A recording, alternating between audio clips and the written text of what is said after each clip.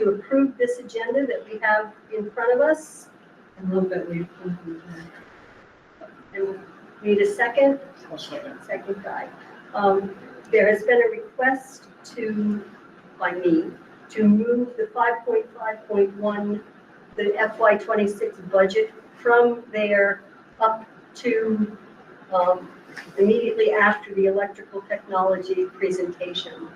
And the reason for that is I'm doing double duty tonight. I have to go to the Berry Board, which is at the other end of this building, in order to be part of that budget discussion for the BUUSD. So if we move our budget up ahead, I can vote on it and be part of the discussion. Any concerns about that? We need to move it. We are going to move it. Well, that's part of the discussion, and then we have a motion to approve the agenda as amended now. All right, very good. So approve the agenda as amended. All those in favor, please say aye. Aye. All right. Anyone opposed? Any abstentions? Hearing none, the agenda is approved. Move forward to the consent agenda, which is the approval of the minutes for the December 8th, 2025 meeting. Is there any, I need a motion to approve those minutes. So moved. So moved, Guy. Need a second? Second to approve the minutes of 12:08. I'll second it, Jason. Thank you, Jason. Any discussion on that? All right. All those in favor, please say aye. Aye. Aye. Any dissension? Any abstentions? Hearing none, the consent agenda for the approval of the minutes of 12:08 is passed. Board reports. Student representatives to the board. Doesn't look like they've made it, so Okay, maybe we'll they can show up continue later. on. And program presentation now. Gentlemen, electrical technology, light us up. Great. Yeah, so we got a little bit of an agenda. We'll kind of run through it. We'd love to take you guys on a small tour, if that's possible, show you some of the projects we have down there. Also encouraged to look at Instagram. We try to post all our projects there as well, just to give some insight on that. So we'll start off with who we are. Again, my name is Brandon Morris. This is my 6th year teaching. Really enjoy the job. Over those 6 years, we've done a lot of stuff for the community. We've worked at, I believe it's called the Amy's Amore, next to Dollar General down here. That was all volunteer work for students. Last year, students 100% from start to finish completed the Habitat for Humanity house, service, all the circuits, outlets, switches, lights, all that. Over at Hill Street, that was all approved by the city inspector. We did a good amount of work at the Vermont Granite Museum. Again, lights, fans, outlets, a lot of additions to that at just material cost and volunteer time. With that, we try to give the most authentic projects that bring real world work. I have my master's license. I'm still currently in the field myself during breaks and summers and everything else that when I have the time. With doing that, it keeps me up to date with some of the new stuff, new technology, and again, keep presenting great work for the students to be able to do. And then I'll let Jamie kind of take over. Yeah, so Jamie Aja, kind of the exact opposite. This is my first year teaching. I'm lucky enough to co-teach where I get Brandon's experience teaching, and we get to throw our ideas together, and it's really expanding the program right now.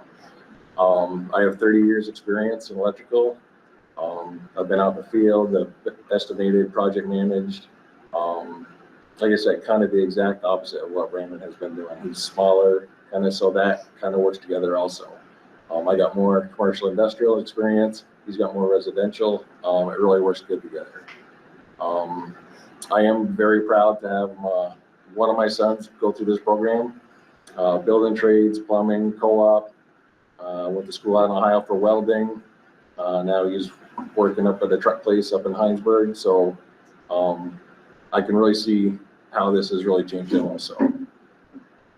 Great. Do you want to carry on that, and then I'll do that? Okay, so what we've been covering in our class so far, so for the first half, we've just been roughing in, just regular, we kind of have a mock-up down there that you'll see, regular, devices, switches. We kind of throw some weird scenarios at them, some realistic, some not realistic, just to really get them working.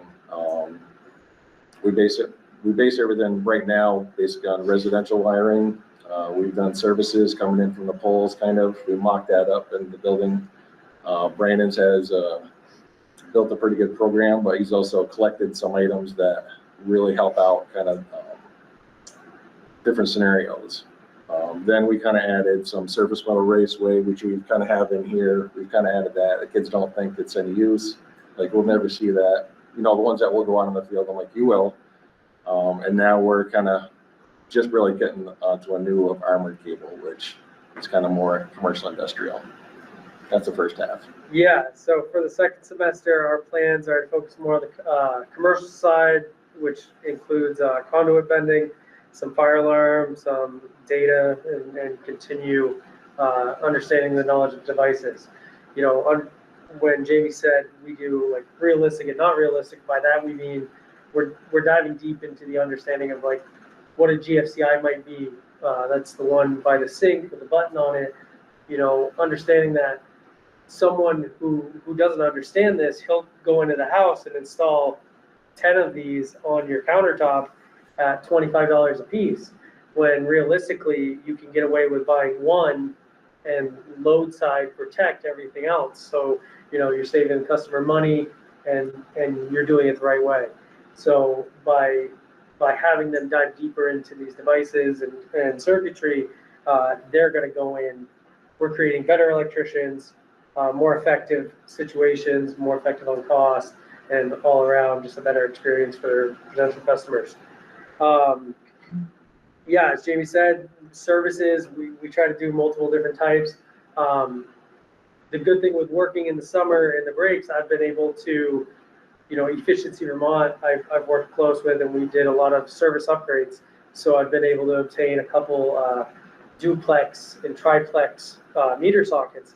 These meter sockets are at the cost of anywhere from $1,200 to $2,000, right? So being able to upgrade it on Efficiency Vermont's dime in the summer, I've been able to recycle and take the old stuff, bring it in here, which is still fully effective, and they get to see something that, again, we get a question, is it worth spending the $2,000 on more materials like pipe bending so they can get that experience, or this, again, that's just one meter socket, and we're talking 10 groups of 2. So being able to do this has huge effective, learning potential, but then also saving on cost.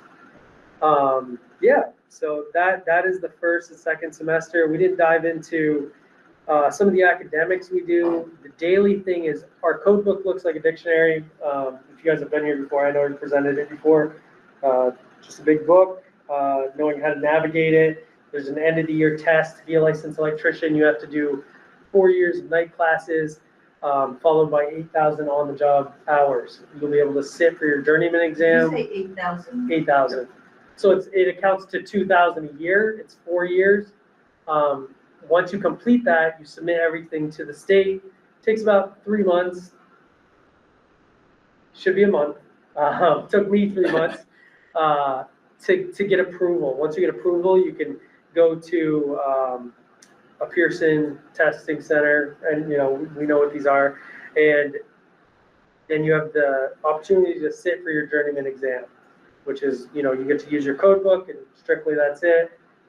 Just like any other exam that there's a camera, there's no cheating, you're being watched, you're timed, all that good stuff. After holding your journeyman for 2 years, you redo it and you get to submit it all and get the chance to test for your master's exam. That's a 5-hour test. And yeah, so we're going beyond, I'd say, first year, which is a good thing. It gets them ready for, again, we want to make licensed electricians. We're trying to help them advance. And that kind of brings me into the next topic, which is the end of the year test. If students are eligible based on state agenda as far as like time, I believe it's 20 days, but again, it might be 4 days a quarter.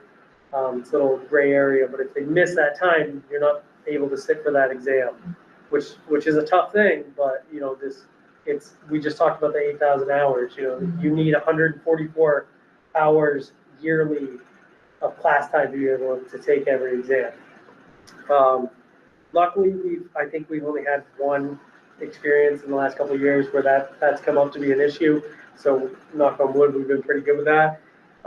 Rolling into going above and beyond the first year, I know last year we had 100% pass rate with all 15 students, and then all six or five co-op students who are enrolled into the night classes for second year was also 100% pass rate, which is great.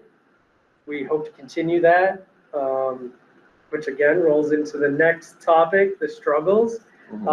We hope to continue that, but there's also this idea that there's 20 students. If there was 20 of us in this room and we're teaching a topic on the board, it's a benefit to have 2 of us, but again, I think with 20 bodies, and on Mondays, there's co-op in there, which is another 5. We're talking 25 students in here at a time. It's not crazy to think that one of them might just kind of slip in the cracks and, maybe not participate to the fullest. We hope that's not happening, but that could potentially be something with the increase of the class. So we just wanted to bring up space, and hopefully we've come up with a few ideas for next year. I feel like I'm doing all. No, okay. you're doing good. So next year we planned on, after speaking with, I don't know if Jody came up with this idea, but we spoke with the assistant director, Hannah, and she had this idea of potentially 12 to 14 each, just so we can still have that room to collaborate when we need to. 2 separate spaces. Me and Jamie spoke, and we really want to unite this and not make it a competition. I think it's very easy to fall into that, is electrical 1, electrical 1B or whatever. So we have talked about switching our daily roles, as far as like I'll be here Monday, he's here Monday, we switch on Tuesday. That way the students get both our expertise, and we really build that. And then maybe every quarter we rotate 4 students or so between the 2 classes. Again, You can see the benefits right now in the classroom of, sometimes I explain something where it gets at. Brandon will come in, do it a different way, and vice versa too. Yeah. I'm like, let's look at this a different way. And it's just a big benefit. So I see that just continuing. Yeah. Kind of bounce back and forth. Definitely. So that's kind of the hope for next year to continue this on. The reason, I want to speak really heavy on this is because it's a huge blessing for us to be able to take more students and create another class.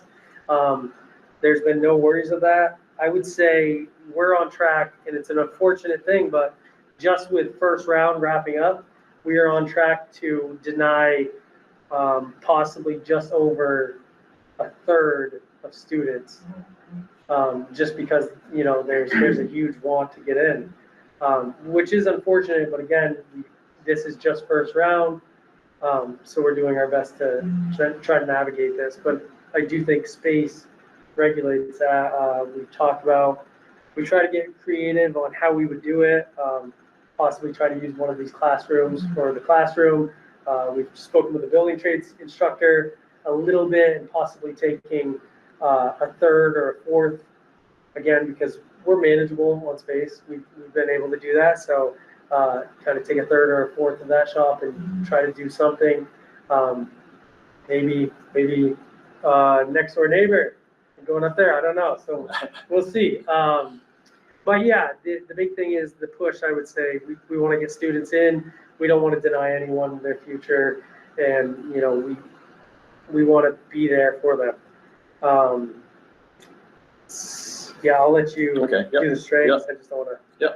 So then some of the strengths that we already have going with this program is our co-op, which I was at Benoit Electric for a while. You can see the students come in from this program. And I don't know how long they've really been doing co-op electrically.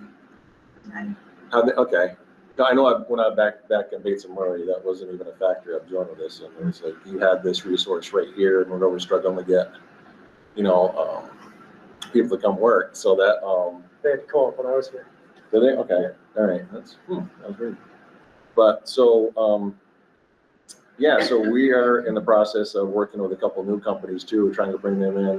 Huntington Homes is one, Mike's Electric. They've been in and out of the area. So everybody's interested in trying to get people. Some of the smaller companies that we worked with just can't keep accepting people. These small residential ones. So we're out there kind of looking for more.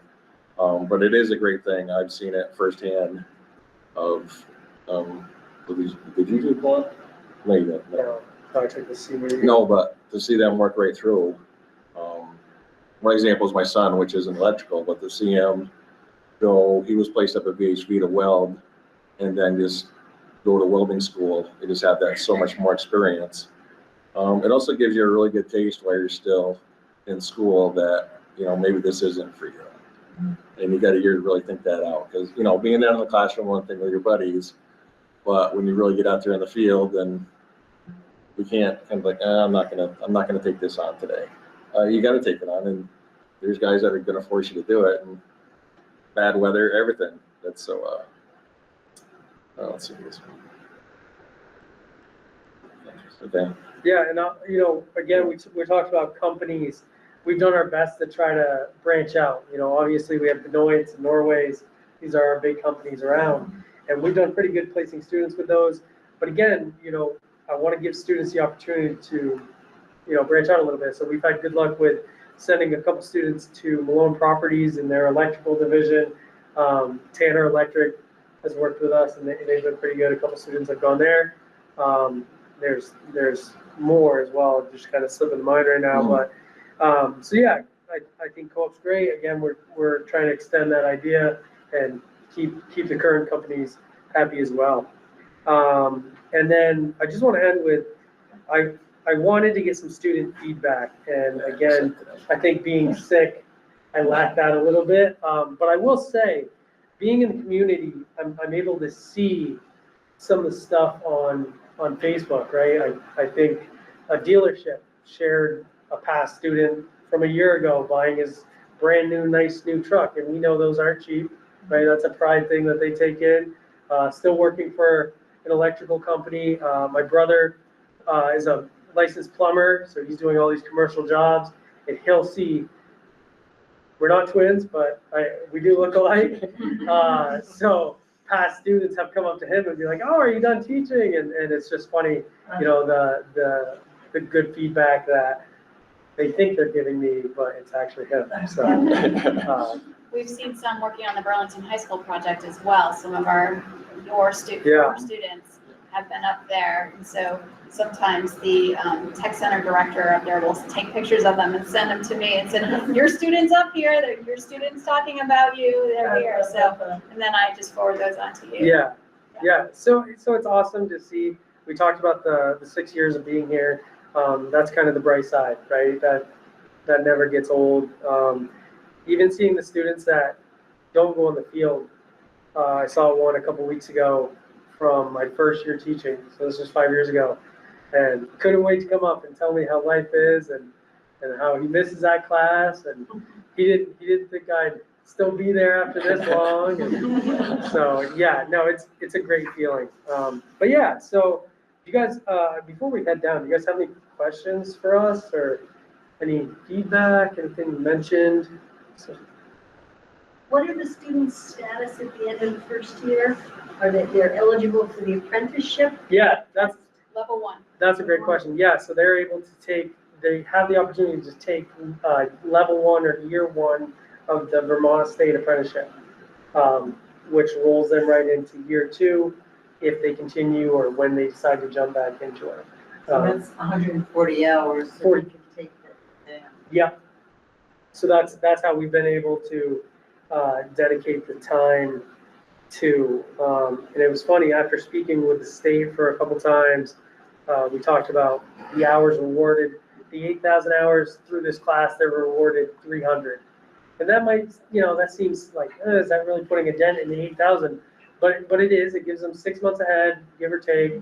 And the big thing is, that accounts for 2 hours a day, 2 hours in the shop, because again, we need that 140 or 150 in the classroom. So 150 days, 2 hours, and that accounts for the 30 days, the 20 that they potentially are sick or missing, or the 10 that we have presentations or a field day, or maybe we're going out on a field trip, looking at something local, or so it gives that wiggle room, which is great. So. Yeah, so those 4 years of classes, so if you went normally, it'd be 4 years of night classes.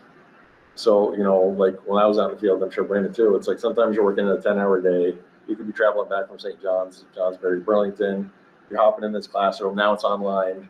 Then you're taking a class. I remember sitting in class with like these guys. I was younger, but when they were probably like 34. I'm like, they're probably not even seeing their kids today. So this is like 1 year of classes that's out of the way, done.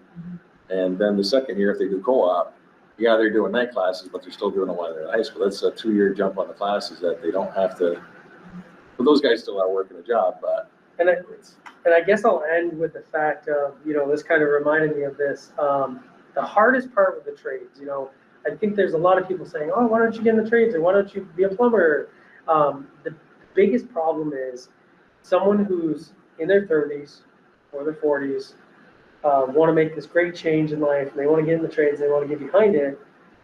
They're starting out at that year one, and pay isn't based on your age or your experience elsewhere. It's your levels. Year 1, year 2, year 3, year 4, and then because it's so restrictive. Without a journeyman license, you can't be on that job. Without a journeyman, an apprentice can't be on that job. It's a 1-to-1 ratio. This is for both plumbing and electrical. So without that licensed guy, it's almost impossible to do the work.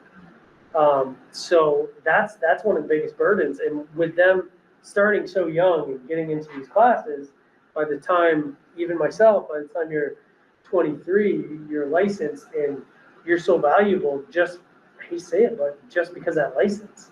I could have someone who's great and knows exactly what he's doing. He struggles in the class. He can't pass that test we just talked about. And he can't be on that job without that licensed person. So, that alone for these students that turn 23, 24, because their advantage is they're still in high school. I took a math class 6 months ago and I'm doing trig, right? So this is not out of left field versus the guy guy or girl that's 35, 30, trying to come in and trying to do like triangles, right? Right. It's so hard. And so again, we preach this every year to the students as well, and try to get them going. So did I hear you correctly that last couple of years, the percentage of kids that have gotten their first year apprenticeship is close to 100%? Yeah, so last year was 100%. I'd say before that, for the students that were able to sit for the exam, I don't want to be held to it, but I want to say 90. I'll say 80 just to be more politically correct, but it's definitely a high number, even that first year. That's a big deal. Yeah, it's an 80 question test, and they have usually the 3.5 hours to 4 hours to complete it. And it's a one-time thing. It's very difficult to try to get a retest. The only time we've been able to do that was the first year. It was COVID year, and they kind of gave them leeway just with the idea that we were out of school for a couple months. Yeah. But last year, we had 100% pass rate, and we had a fire drill in the middle of it, and they all had to leave. Their test was still, like, the time's counting down. Yeah. They all had to go out there, Yeah. wait, and then come Come back back in in. and finish it. I haven't heard And that they very- still did it without disruption. Without any grace time added. Yeah, Yeah. without any Wow. grace time and with a huge disruption. Wow. Yeah, and this stuff it's not easy by any means. I mean, we're doing circuitry, voltage drop, wire sizing. I mean, all this stuff matters, so we're not burning down houses, right? If we want 200 amps, you got to size the wire for that, because the overcurrent can catch fire. I always tell the students when I was in high school, I wired a PA system to my truck, just dumb high school stuff, and I kept popping fuses. So I put a 50 amp fuse in. This was before being an electrician. And I'm driving down the road and the smoke starts coming out and I pop the hood and this green wire, it's supposed to be green, is glowing red. And it's because, you're not sizing the correct, the fuse is supposed to break it so you don't have that happening. And the last thing you want to do is having that on someone's house, right? So that's always a good way to start out the year. I know Jamie's heard that story, so. Yeah. Did you pull the wire? I did, yeah, I was on the side of the road ripping it out, yeah. It burned my hand, so I kind of like puffed away, but something I'll always remember, so, yeah, dangerous stuff. Great, yeah, so if you guys are available, we'll take you downstairs through that. If that, again, I don't want to. I'll take everybody online via my phone, so I'll log in via the phone.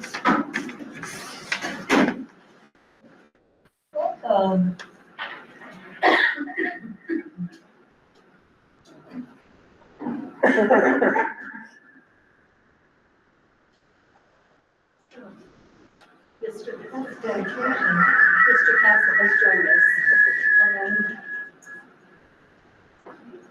Sorry, guys. Are you thinking you're gonna leave now? Yeah, I think I have to, I have to. So I'm trying to. You all right? Do you want me to do it? Yeah, Sure. you want me to take it over, so. Oh, is Yeah. it right? Oh, yeah. Yeah, it's easier to follow that. You don't drive yourself. Good luck. Yes.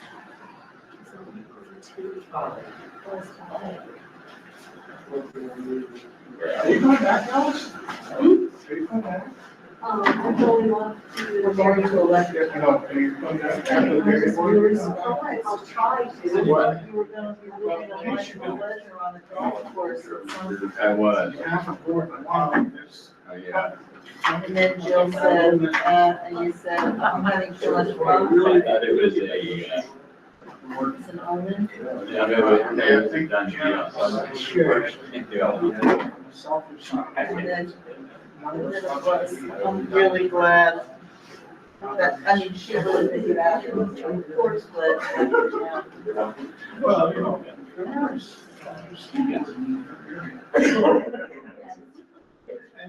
And we can take the fish out. Thank you all very much. I appreciate this. Thank you. I'm retiring. I'll make sure to note, I'll note it in the notes. You have to go back and read them. Thank you. Thank you. Alice, let me just, I enjoyed driving you home all those times. Yes. Now I know that. Yes. So we're on and. Well, we know you are, so. Across from Ben's Sweets. Yes. All right. I was going to take off here, but I'll be available. Are you moving out of there? Yeah. So you're going to talk that for it as well? Yes, Yeah. we're going to the electric shop. I'm going to do absolutely nothing for a little Wait, while. what company are you moving to? Berlin. Yes. Excellent. The house across the street from our son. We actually closed on it on Halloween. Really? Yeah, so we're moving on from Are there. you excited? It's been a very long time. Yeah, 15 years. So, Where in Berlin? you know where the municipal offices are? Yep. Jeff is the big gray house on the corner. We're the little brown house right across the street. Fantastic, great location. Yes. Good you're meeting. Yes. I'll hook you up. Thank you. Where's everybody going? Everybody going? We're going down to the electric one? Yes. All right.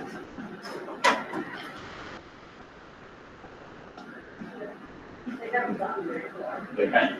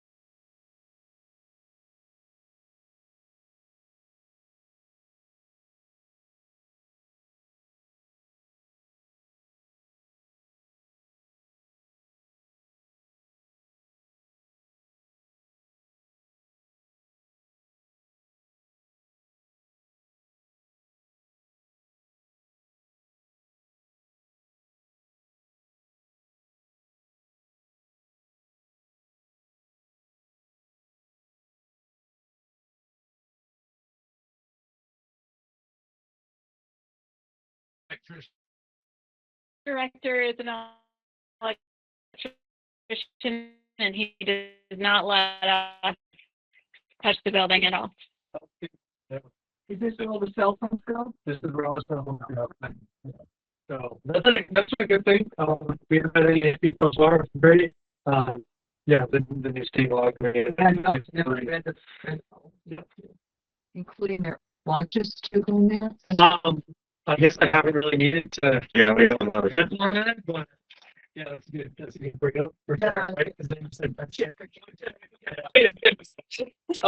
Yeah, so we talked about 40 students. Again, this is the second configuration that we come up with. It's still a little tight. We try to complete it daily, but again, the stuff they resist. they think they need for tomorrow, this is their best locker.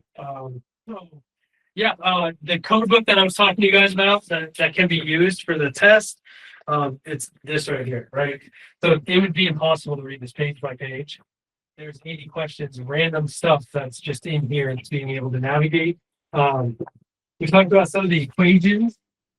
So this right here is circuitry, whether it's series or parallel, this little cheat sheet that I've been able to make to find out amps, resistance, voltage, again, just something to help them with. We talked about this is voltage drop up here. So single phase, the 2 times the K is dependent on aluminum or copper wire. So, kind of remembering the 21 or the 12.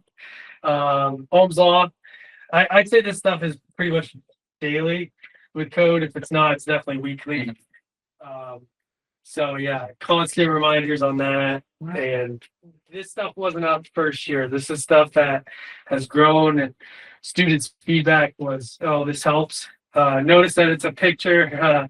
The classroom used to be upstairs and I put in my portfolio to show what I've done to help. And our transition down here, the posters were lost.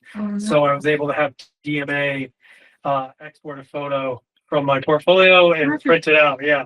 Great cross program collaboration. It's on my list to redo one day, but for now this seemed to help out pretty good. And again, it'd be nice for students that are struggling to see, maybe put it on another wall.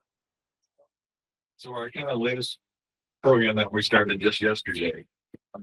So Brandon does a lot of drawings, a lot of hand scratching and stuff like that. My writing is horrendous. So I really use computer, kind of draw stuff up. So this is kind of what I'm trying to give the kids, different rooms, the legend for them, one line on how it kind of works, and how a relay is going to kind of incorporate it.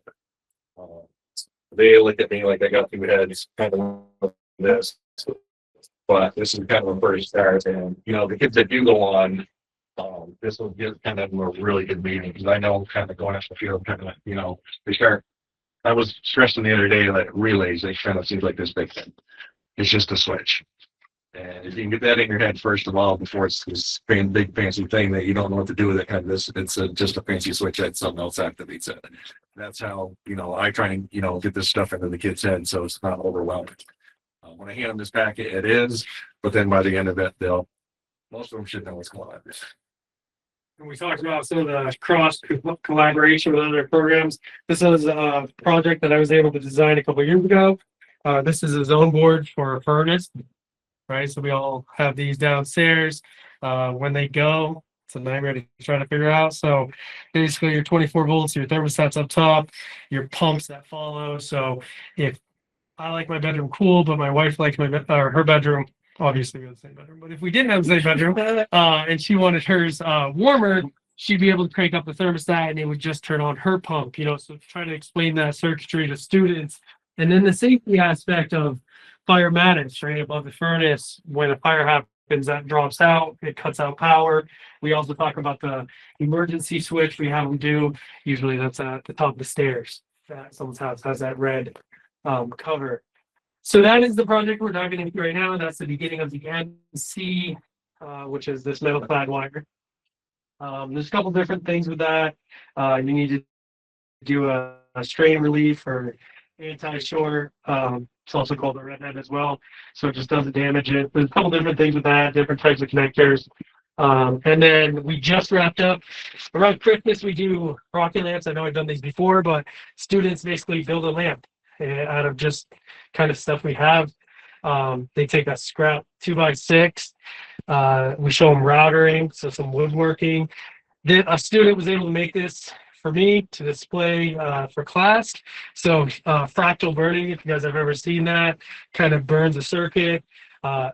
It's dangerous when not used correctly. So it's good to be able to show them.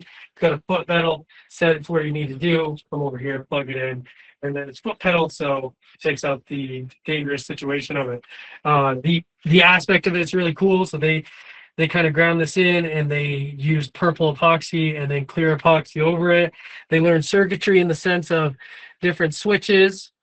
So there's two different types, one for the thrusters, one for the main. This is a security light, usually a freezer or something, so it's contained. Black iron pipe, usually for gas pipe, so they get to see fittings and threads and how that stuff kind of works. Yeah, so basically a take-home gift for Christmas. A lot of times that saves them some money, and parents love it, so it works out really well.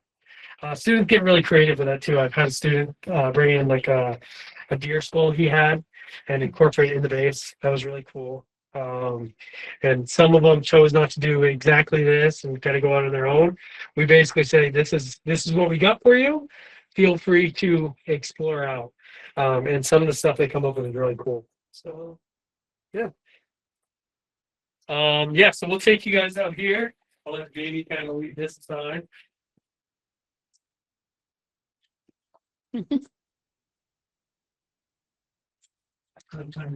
There's a, yeah, I was gonna say there's a stick back here too. Yeah.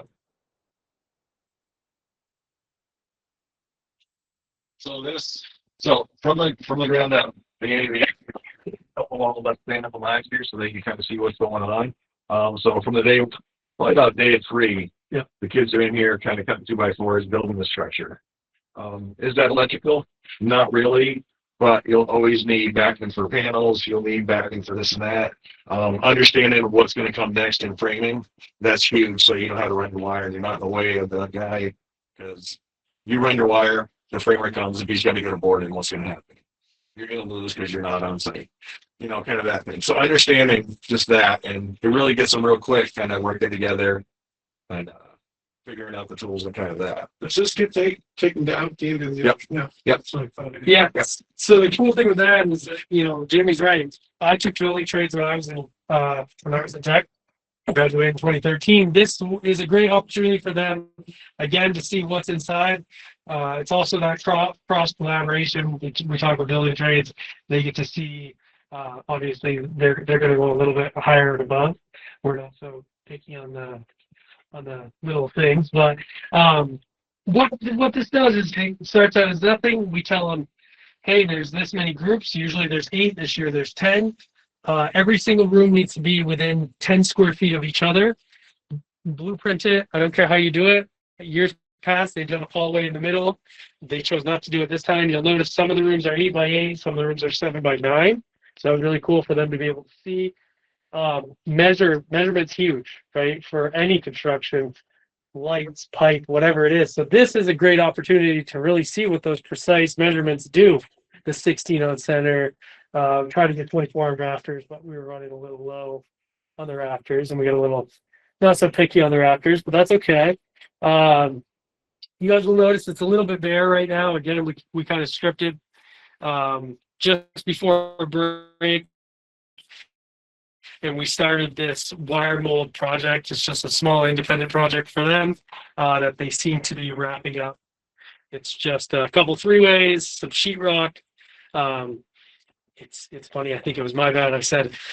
I told them if there's any holes, it's on you to patch. This is someone's house, so I'm seeing some of the mud that they kind of put up, which is great. It's great initiative for them, right? Take pride in your work. Looks like some sanding might need to be done, but that's okay. So yeah. So the great thing with this is also the troubleshooting also. We can kind of throw some really kind of funky scenarios in. Some are real world, you're gonna have to mix it up, kind of where the feed's from, kind of this and that. They get a little kind of squirrely. Even when we try and help them out, they're like, do you know what you're doing? I'm like, you gotta give me like 5 minutes here to process because all the wiring is different here. Yeah. So that's where you kind of see some different stages of everything was buttoned up nice. They turned it on, didn't work. We did have a couple sparks. That's I'll learn it. fun. Yeah. Step back. They're like, but I'm like, this is like real world. Yeah. If you got a wire that's popping because it's scum somewhere, you got to get in there and fix it. You got to know how to find it. And we were talking, I know James upstairs, like the not so realistic stuff. You're not going to have 2 switches right next to each other that control the lights. But again, the third degree of understanding 3 ways and how that stuff works is the more important standard of it. So yeah, that's pretty cool. That's the spiel right now. And again, I don't know if anyone has any zone boards up No, there. it's got some piece of slide with up. So that was But that's kind of thing. At the beginning of the year, some of the kids are tentative to even use hand tools.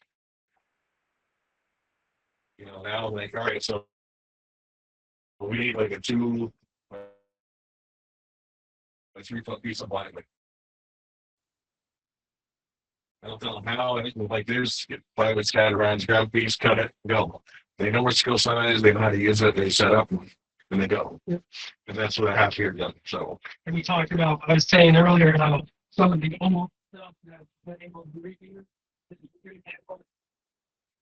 that was pulled out from a project that I did in Barry. But again, fully usable. It shows how it comes in as a 200 amp service, but you're really only getting your 200. So this would be that duplex idea of multiple apartments or maybe something else going on, maybe a garage or whatever else. Again, just did services, so those are the middle of tear downs, but they did PVC, they did SER, which is usual houses, and then they did like a more commercial IMC RMC situation, which is the heavier duty pipe. And it's funny because they get to see, like, we cut it in a 3-foot section because we're limited on what we're working with, and even that thing's got some weight on it. And to hear them complain about it, and in my head, probably Jamie's head, we're thinking this is usually 10 feet. So we were having fun because it's a bigger wire. That's true. You're bending wire and they just much space. It seems like a lot, but then they start bending it. You see even some of the big kids, like, whatever, right?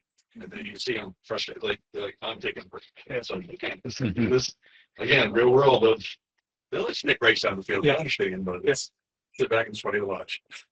So yeah, things been good. Benoit's Electric donated a bunch of 1-inch and 3/4 pipe at the end of last year. They've been a great resource for us. Again, they go above and beyond. They're always here for the trade fair, and they always make it fun for the students that are coming in. I know the last few years they try to bring a few Milwaukee tools or setups. Norway's also done really well with do a raffle and everything else. And again, we're just trying to expand and give students as many options as we can. That's, yeah, right. I did a Green Mountain Electric. I bought stuff from them over the years for my past jobs. And, I'm like, hey, what can you give us? They're like, well, give us a wish list. They're like, Jamie, it's like $6,000. I'm like, you said a wish list. I'm like, yeah, one thing. I was fine, right? So they're like, what do you need? I'm like, I'll take whatever. So they're like, all right, don't say anything about it. They're like, we're cleaning out this, we're buying this 2 places out in, I think it's Trinidad Lake or Lake Placid.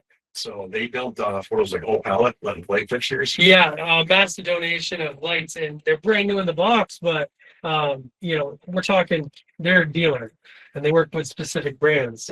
So when they buy out these small uniforms, they have no use for these small ones. And one day I was up at Green Mountain, and the manager up there had said, like, is this something you guys are interested in? Because honestly, we can't do anything with it. It's a throwaway situation. And I was like, yeah, we'd be happy to. And students are able to take advantage of that. Yeah. So maybe a couple hundred. Oh, I mean, it was a lot. Just different types, different things. And it's funny because I don't know if you noticed, there was a student who was trying to hang a light and he was trying to just like put it in, and he didn't understand that on that specific type of light, you take your thumbs and you could rotate the inside like frosted, right? And then that comes off. Then you put it on and tighten them down. But he hasn't seen that type. So just by seeing something like that, it shows the usefulness in it, which is awesome. So yeah, I think it's great. Cool. Would you give them one like that with the instructions that come with it and say, Well, we give them the just for box. me to read the instructions? I guys it all at 60. So that's Yeah. great. It seems that the directions kind of like go under and missing all the time because we hear it. Oh, I got this. I've been doing this a semester now. So, which is great. Confidence is key. We want to give them that. We want to get them, ready for a job and advance more than just a laborer. So if they're feeling that, we're a little cautious with our approach on certain topics, right? Because we don't want to bring that down. But yeah, a lot pays off from reading instructions, and that's I'm guilty of it myself. I know I put in fans and kind of toss it to the side and make it work. So it's funny. But yeah, no, it's great. We try to do different types of panels. This is Eaton. I have 2 big commercial load center panels that were donated from a friend of mine. Actually, he was my partner when we were in this class, and he has his own company. So he's been really great with that, taking out old stuff. Transfer switches, being able to understand how that works. So instead of a generator, we've kind of backwards configured it to power coming in the middle and splitting between 2 different panels, right? So again, we're talking more circuitry, like how can we manipulate this stuff because we know how this stuff works, which has been great. So, and Jamie talked about the relays. We brainstorm with each other, just trying to find new ways to bring in different products. So yeah, no, I have no complaints. I'm looking forward to next year. Again, I'm a little hesitant on the fact that we're going to miss out on a third of students. That's a huge problem, but we're hoping for the best, and that's just first and only choice. I believe we're at 50 something for first and second. 3 overall. Yeah, so even with accepting the 24 students, now we're at 50%. So that's a hard thing to be looking at. Yeah. So, looking forward, hopefully the expansion comes and we find something that works. I'm hopeful that we can at least figure out something for next year, which I'm sure we will. And looking forward to see what can be changed for that. Yeah. Thank you, guys. Questions? Yeah. Awesome. Thanks.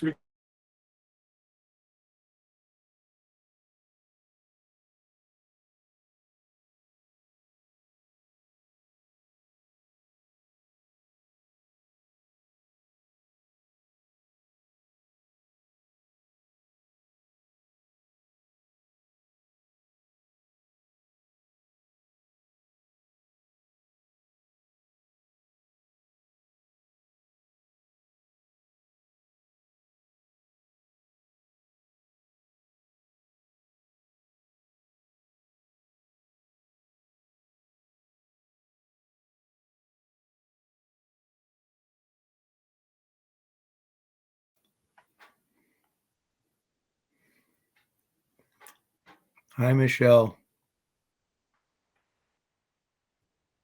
You're muted.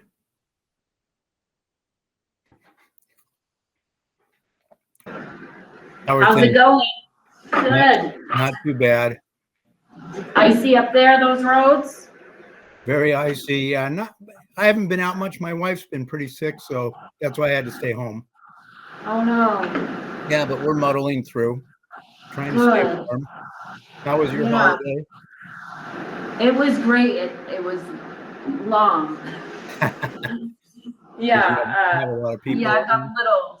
Yeah, my kids are still pretty young, so it was great. And actually, we have some family that came from Brazil, and so we just celebrated our last Christmas Friday evening.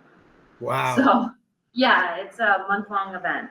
Yep. Those Brazilians know how to celebrate, I guess. Yeah. She That's was really excited. Good. Did I'll you let get you to get see her? back to it. I just wanted to say hi.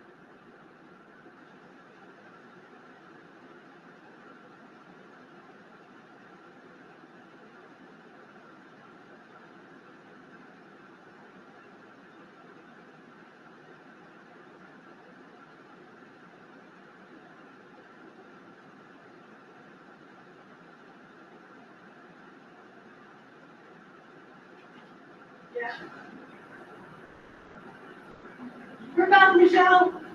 Oh, good. You made it. Hear it? I can hear it. I did not tap it. That's fine. It's just, It's recorded.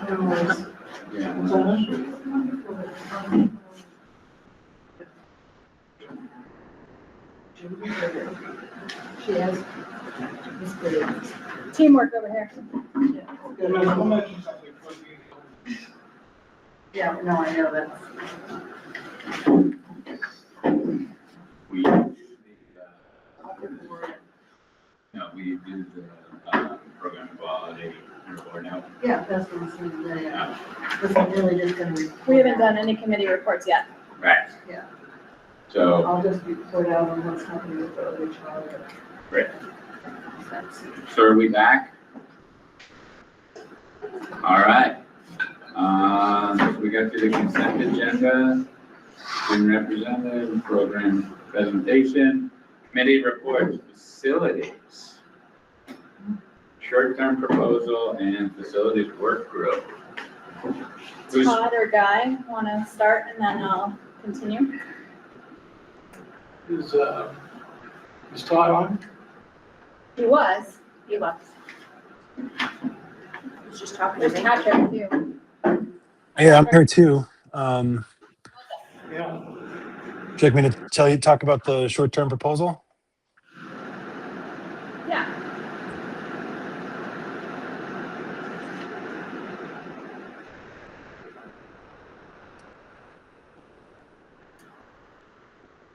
Or I can just take it. What would you like?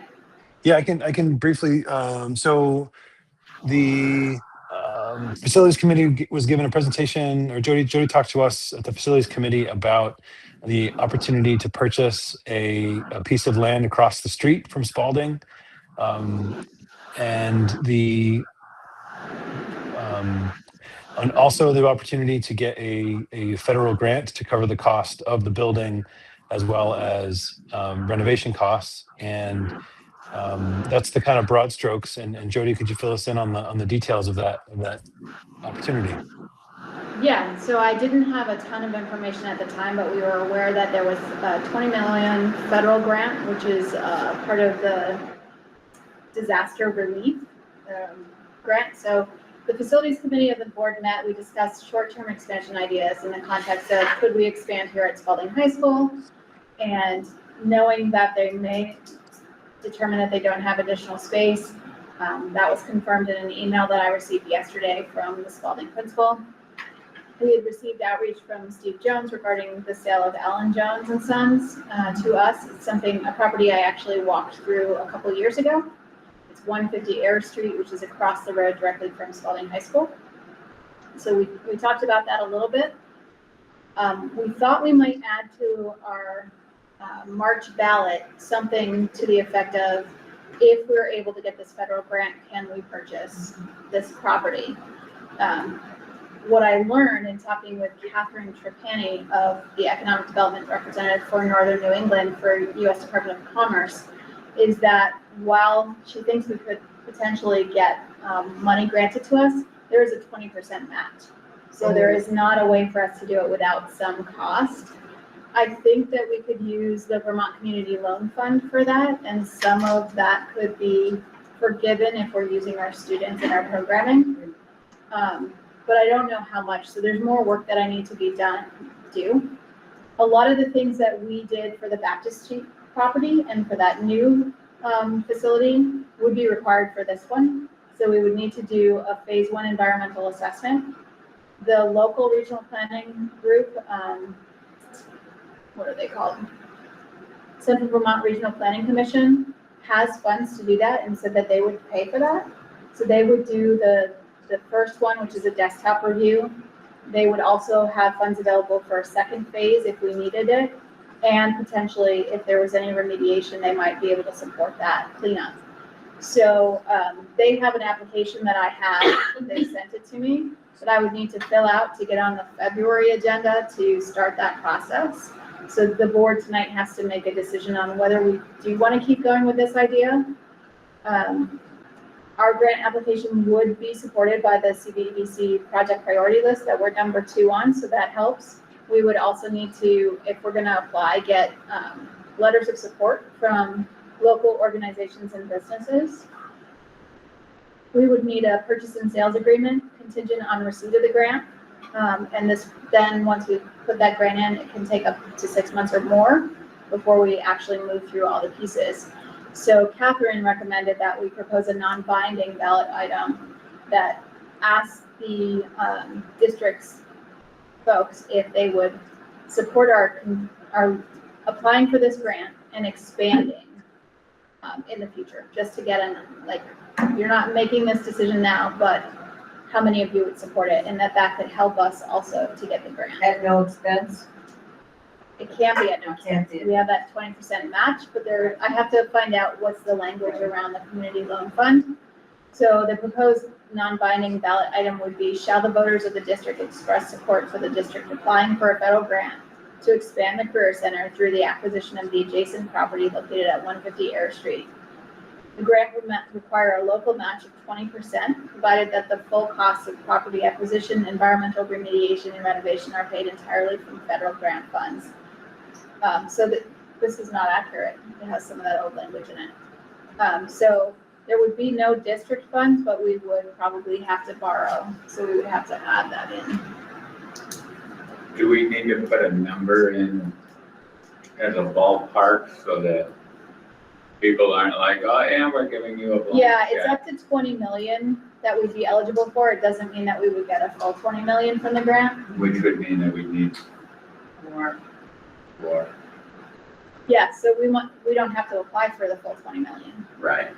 But it would be up to 4. So I don't know if we're ready to actually ask that, and since it's non-binding, I don't think we have to.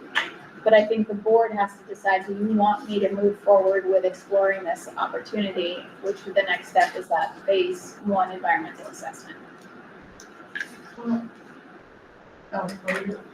Okay, well, I think we should, because, and I think that we should also say Air Street and Barry, even though, right?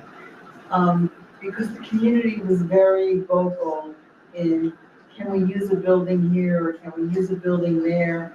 And it means that we've been working on this, that we heard them, and we're thinking that we could move forward in this way just for the building trades. So it's consolidated, it's in a place, and it's right near the school. Can I ask a question? We should what? And Barry, Air Street and Barry. So we Continue should the have a search or non-binding continue the ballot? I would propose that we have a non-binding. Thank you. Scott, Yeah, sorry, I was predisposed. I think the owners of that property might be open to doing some pre-testing before you move forward, so we don't have to bear that entire cost. I know that you said that much of it would be covered by maybe the grant or Central Vermont Community Development Corp. But maybe the owners are such that they would be interested in working with us on making this dream come true. The owners are hoping to move faster than I think this is, so they're gonna put the property on the market. What they have done is they've sent me their appraisal, which was done in 2023. So I have the full appraisal from them for us to use as part of our work in the facilities committee. And they are willing to allow the assessments to be done, but they are not gonna contribute to them. So anything that, they've already said, anything that we need to do to move this work forward, it would be at our cost, not theirs. Okay. And would this be a good facility for automotive rather than building trades? Because it's now already an automotive showroom, I think, and maybe has automotive facilities there. It's a garage that works on cars. The grant is specific to disaster relief and workforce development and is more likely to be achieved if we are working towards building trades, electrical, and plumbing. So we could use it as automotive, but then we would have to use our grant funds not only to purchase that, do some renovations because we wouldn't want students in there right now, and then to renovate the current automotive space here in our building. So we would have to really, I would say we're not ready to move forward anything on the ballot yet if we want to reconsider that and talk more deeply about that. Well, that makes sense, Jody, that if the primary goal of the grant is for workforce development and it would be the construction trades, electrical and plumbing, then definitely we should move forward in that direction.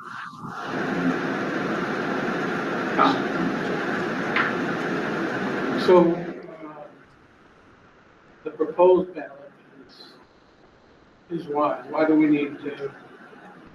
Just to show that if we are, those people who are voting on our behalf are willing to consider this. We've had a failed bond vote, so feeling like if we put this out there and we get the majority of them say that yes, we could do something where we're supporting this project, if they're much more, it looks like we're much more likely to move it forward, then it would be a positive for the grant. So do we have time to explain that? Because here's my concern. Yeah. Because I heard a lot of people who said, no matter what we do, they're gonna come back in March. And well, I'd like to think voters listen, but you know, the messaging I think is gonna be really important. You know, When we had facilities meeting last Tuesday, I felt like it was important to potentially have something ready for the ballot. Having learned all that I've learned in the days since then, I don't think it's a good idea, honestly. I think it's better to leave it off the ballot at this point, so I did take any draft language off our sample ballot. That would be my, bet. I mean, I think we, and plus, you get a lot on your plate now, so. Some of our feedback might be relevant to this. It is an opportunity to educate. And there is a need in some of our findings for ongoing community education. And a ballot is one way to do that. Do you worry though that if we put the ballot out and it's not clear and the community says no, then we can't really turn around and be like, well, we're gonna pursue it anyway. I do worry. So we kind of are, throwing that in unless it's very, very clear. Like, we heard that you don't want us to spend 149 million, but if we could expand and it costs us 4 million, would you be more inclined? And then even then, what are they gonna say? Is that what the cost would be? Well, that was We don't know. if it were 20% Right, of. yeah. Are you afraid that if we put it out there, they'll vote even against the budget? I think that's a schools? possibility. I'm not really afraid of that.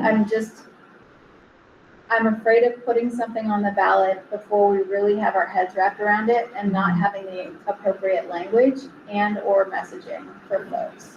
And I also feel like there's people who said, why couldn't you do X, Y, and Z? So we failed at one and now we're like, we'll try Z now. And they don't know that we're still continuing to work towards greater access. This is just a little bit of expansion to meet some of the demand as we grow into whatever. It allows us to expand X amount, not the whole thing. Right. And I don't think I have a strong enough understanding of all that's going to be required. And there's still that 6 months of process. And then before we could buy it, we would actually need approval from voters to purchase land. And they're putting it out on the market, so we don't even know. Right. We've got a Patrick and then Guy. Yeah, my question is, when do we need, when in the process do we actually need voter input? Is it, and can we get away with pursuing this for now, even maybe putting some money in and getting an exclusive agreement like we did on the previous property and doing the testing and applying for the grant? And then when we have all of our balance sheets in order, can we then ask if it's okay for us to purchase the property? Is that Yes. that's possible? Yeah, I think that's a better route.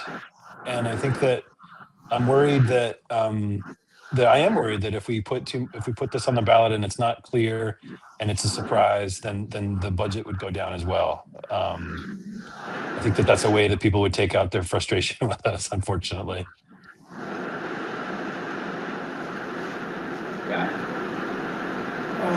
Todd, in terms of the work group piece, where are they at in terms of the knowledge around this particular piece? Well, the work group is working on longer term solutions. So this came up briefly, but this is more of a short term stopgap, I guess, as Jody might put it, to expand slowly and organically, whereas the work group is going to work on some longer term solutions that might be 3 to 5 years down the road.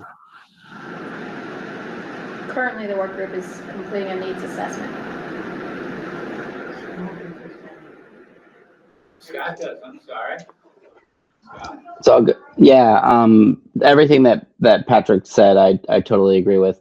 The one question I have is I just want to be clear, what would be the benefit of a non-binding resolution, other than it sounds like it could strengthen the grant proposal, which is certainly a benefit. Are there other benefits to a non-binding vote in favor of us continuing?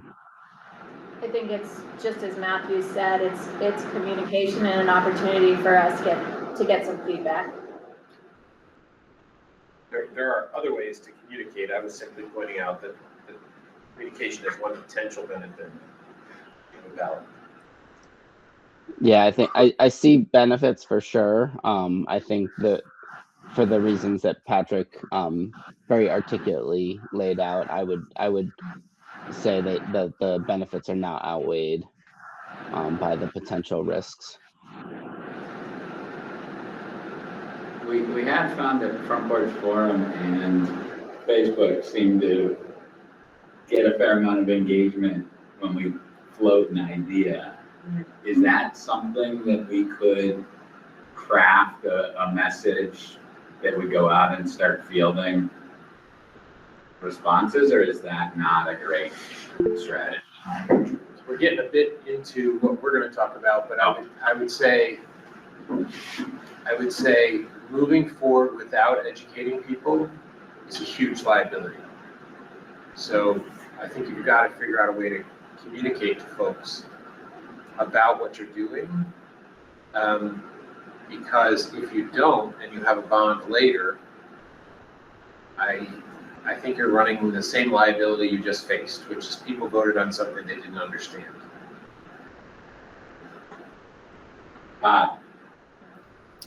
Yeah, I can't remember if this grant opportunity is time sensitive. I know it's going to be competitive because we're just one of several organizations on the priority list. So, Jody, do you know whether this is time sensitive and whether we need to move forward on it, or will there be an annual?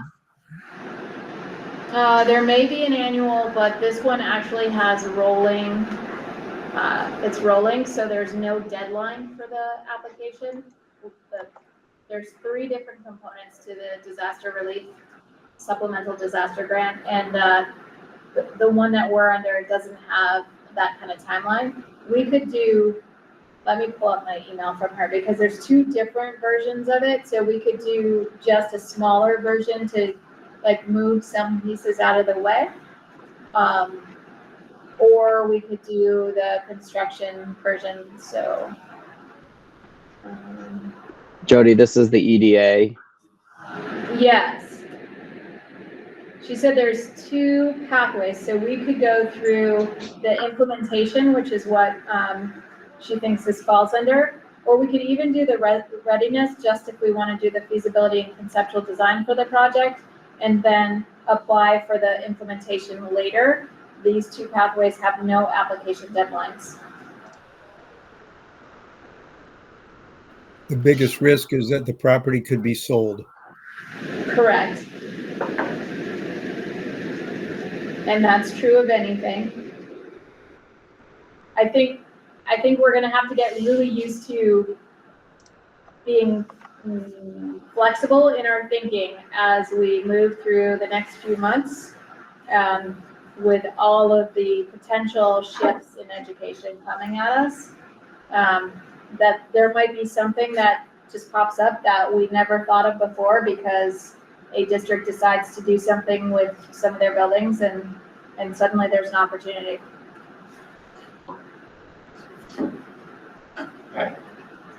And I believe we put some money into the budget for continued project pieces. So I would argue that, there are different ways that we can educate people and we can do it thoughtfully and timely. I just don't want to put us in the same situation we were last time where we started the campaign, fairly late, although, the project had been dreamed up before that. I think there's a way we can do this without a ballot piece and being thoughtful and without hurry, If we lose the property, we lose the property. My guess is nobody's going to chomp at that property quickly. That's my belief, but I could be wrong. So, any other discussion on this topic? I don't think we need a motion to not do anything. No.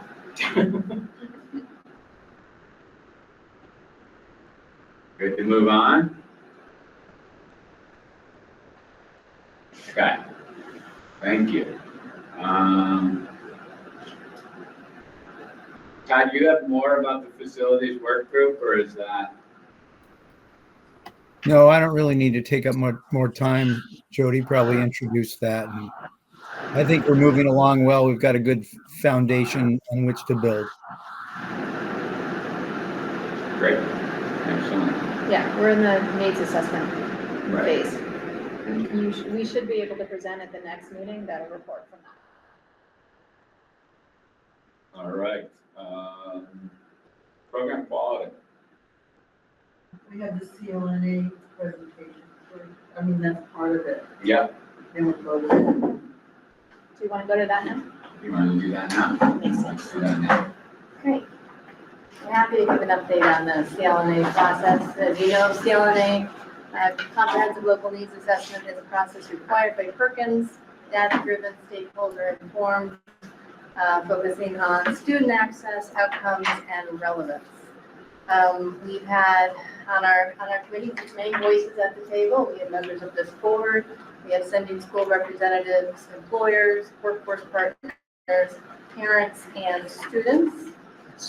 We are working through the slides that you had in advance, and Jody's going to put them up on the screen. We are 4 meetings into our CLNA committee meeting process.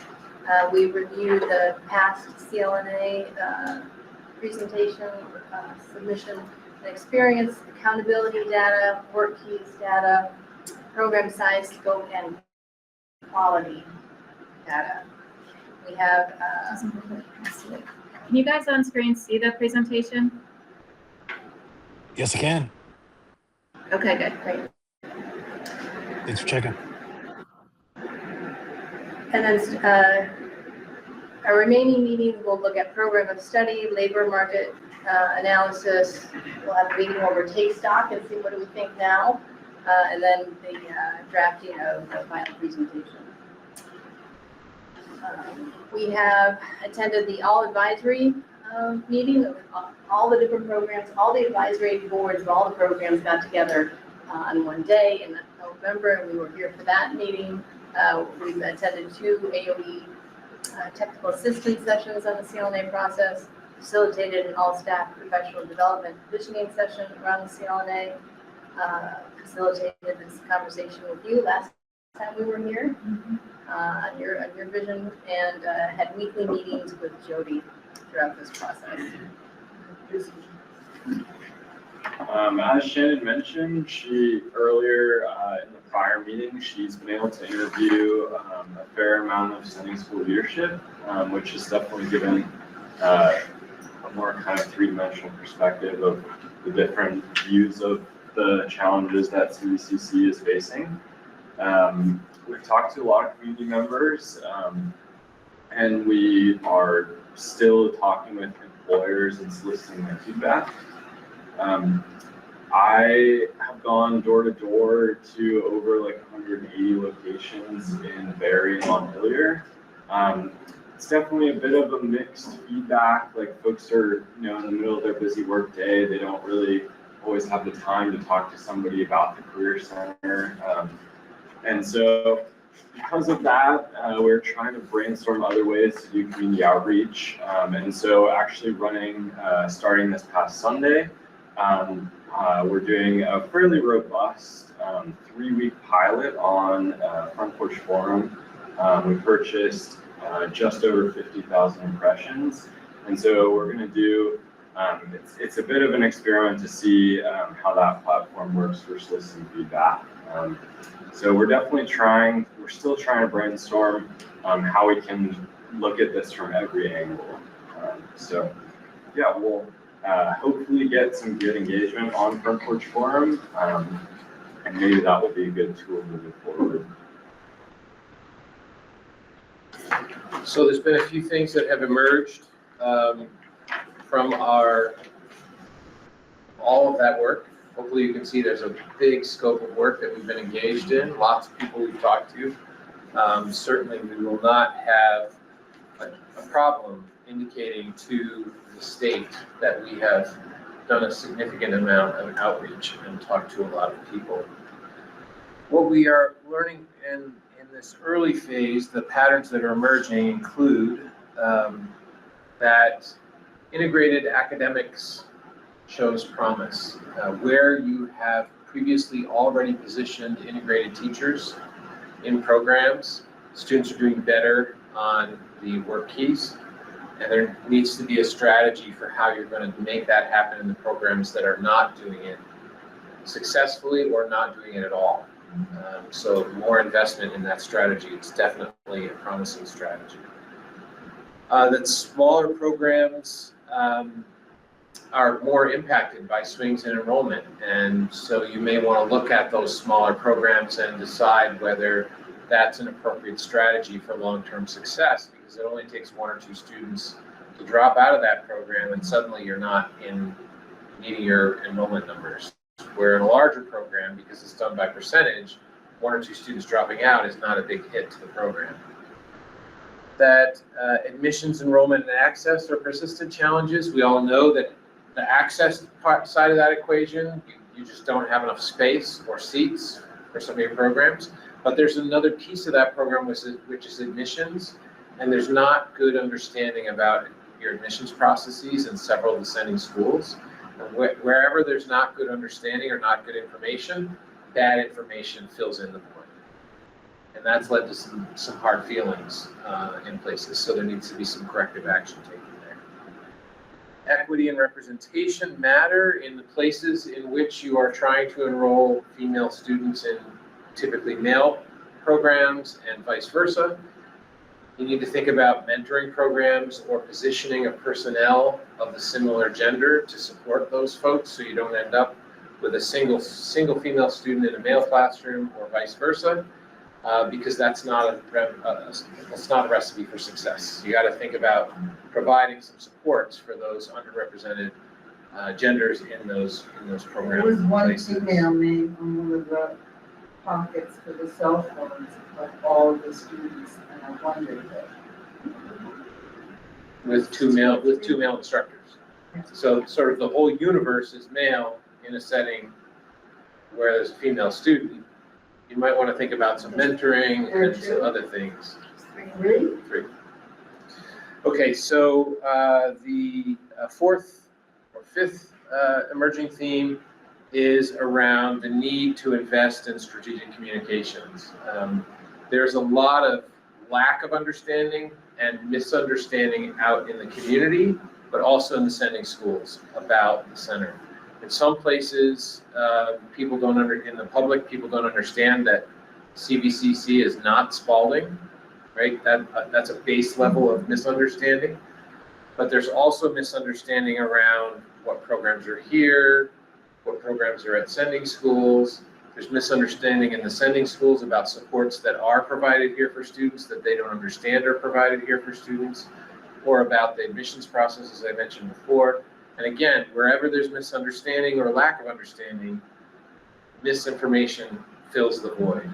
And that you saw that in spades around the bond. People almost universally that we spoke to understood the increase in cost and taxes, but had very little understanding of programs, needs, enrollment challenges, differentiation from Spalding, like across the board, lots of misunderstanding. That is a need for strategic communication. I want to say Jody and her team do lots of communication. So it's not that they're not communicating, it's that the communication they're doing isn't working. So we talked in the committee meeting earlier about a couple of examples. If you had a strategic focus on communication, there would be a drip, drip, drip in the newspaper of a story about CVCC every week, or at least several times a month, right? So if you're looking at this potential for a new property and you don't do a bond as a communication strategy, what will be the communication strategy? How will you let the public know that you're thinking about this as a short-term solution, and what steps went into coming to that as a potential short-term solution? Because the public did not understand that there had been a long, detailed, in-depth process that arrived at the bond question. And that's about a campaign and a strategy around your communication. Likewise, with regard to admissions, right?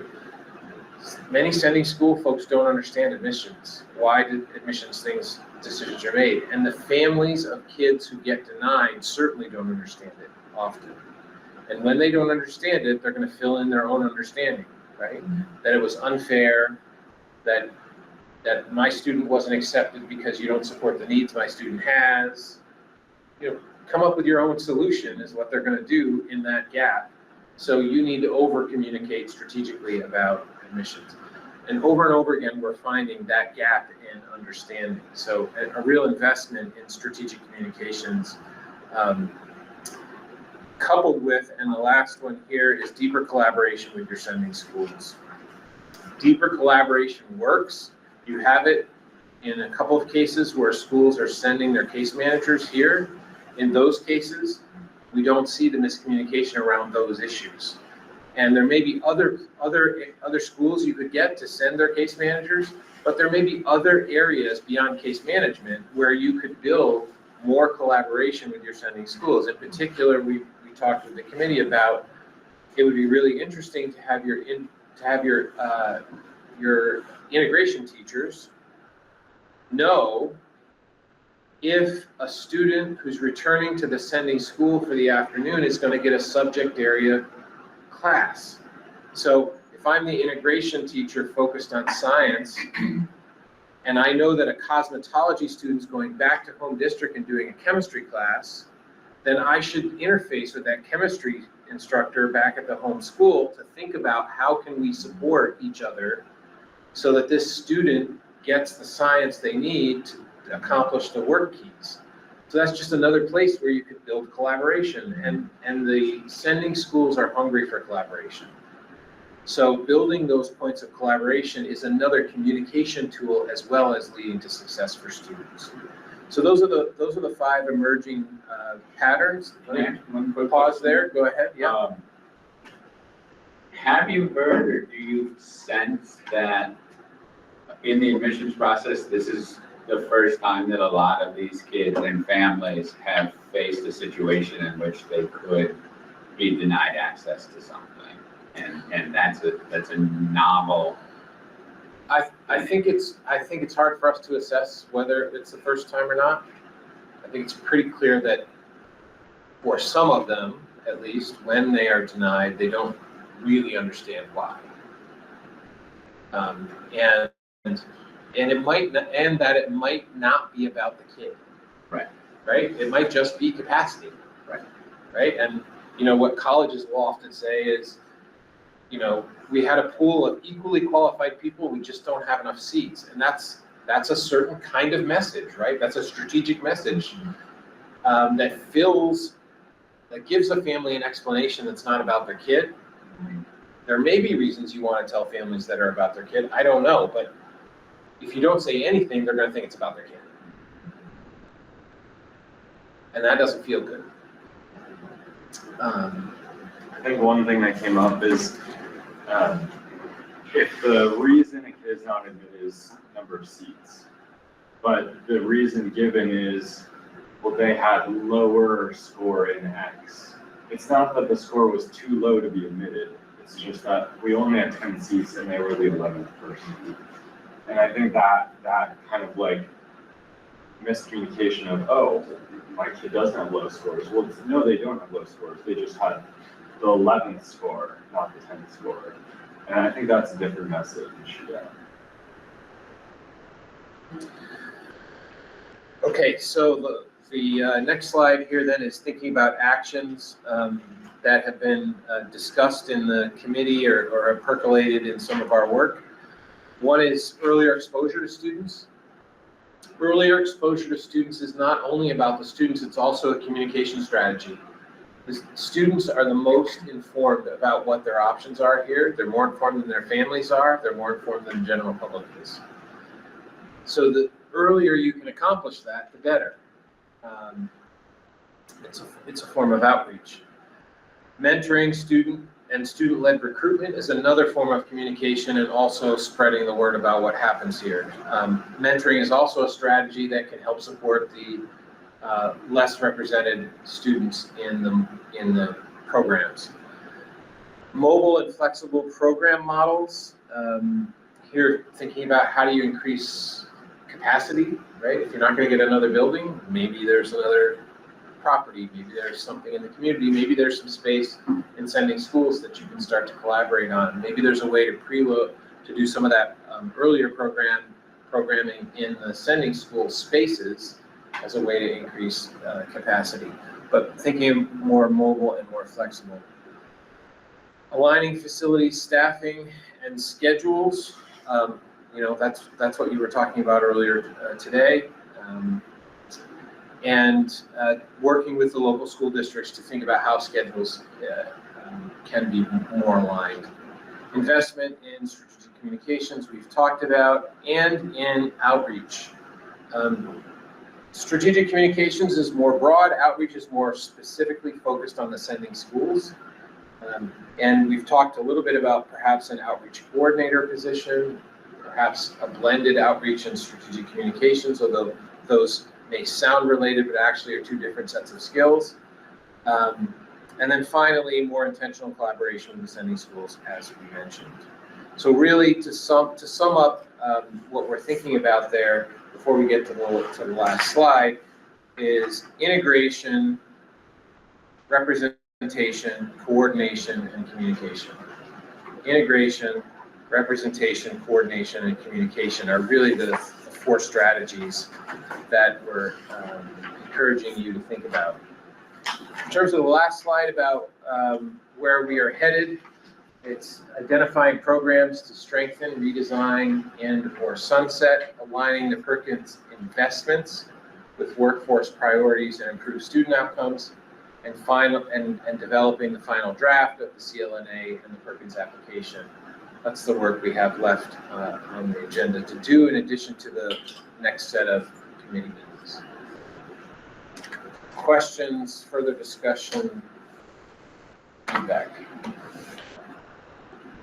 Devil's advocate. So I understand some of the nuances around the communication piece and the process and that type of thing. But the bottom line is, no matter what we do, we don't have room. I can jack every school up about this place. Where are you gonna put them? And what about the people who are getting turned away? One of my concerns about, turning kids away is that, people begin to talk and they, either they figured out why they got turned away or they don't know and they start making it up. And at the end of the day, it ends up affecting, applications. But the bottom line is, we don't have space. And I don't think that's a devil's advocate position at all, Guy. My answer to that is people don't understand that. That's why communication is really important. People don't understand the space constraints because they don't even understand that you're not Spalding.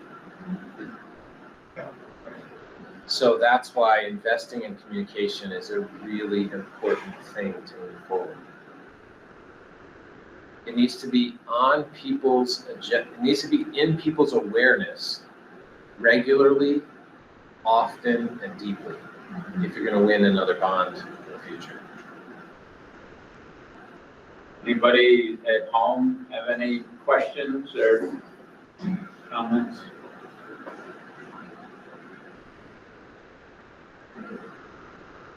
I just think there's so much work to be done just to even undo the feelings around the glass pond, if they're a pond.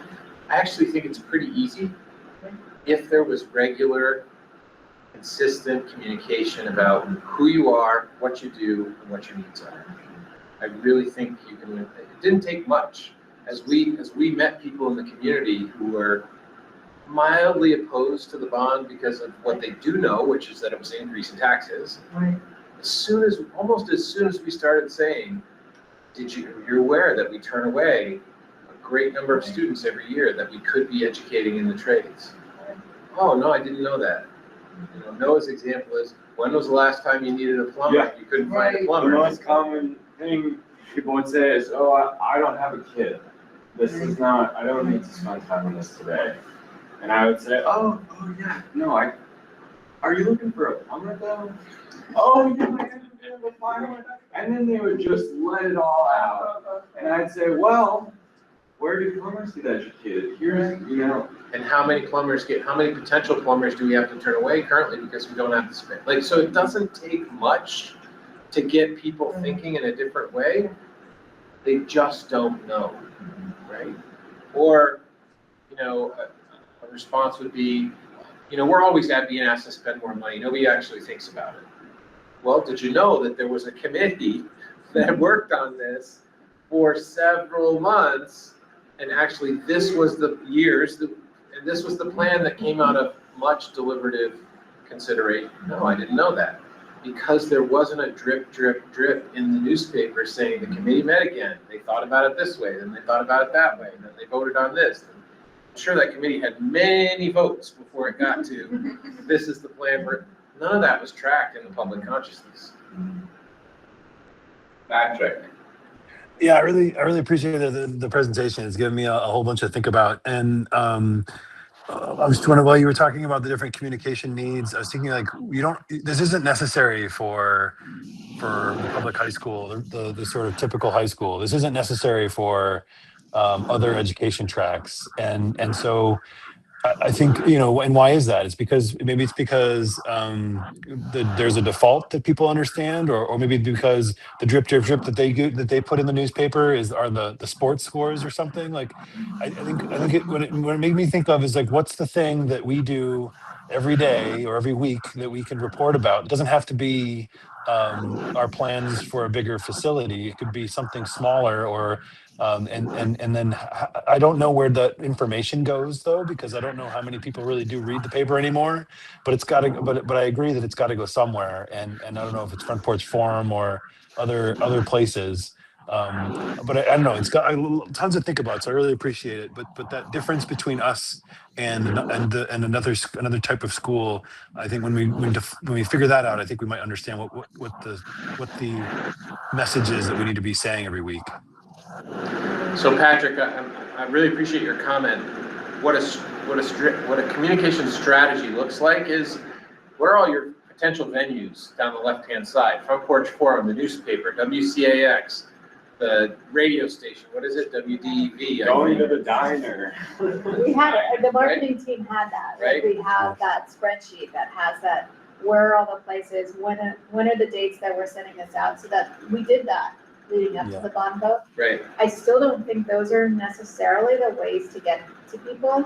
And But it includes social media and the diner, right? And then it's, how many times a year do we need to be in each of these things? And then it's, what stories do we need to tell in each of these things? They're different stories for different audiences, right? And then it's the human labor, right? Somebody's job it is to make sure that you're on WCAX 4 times a year. Yeah.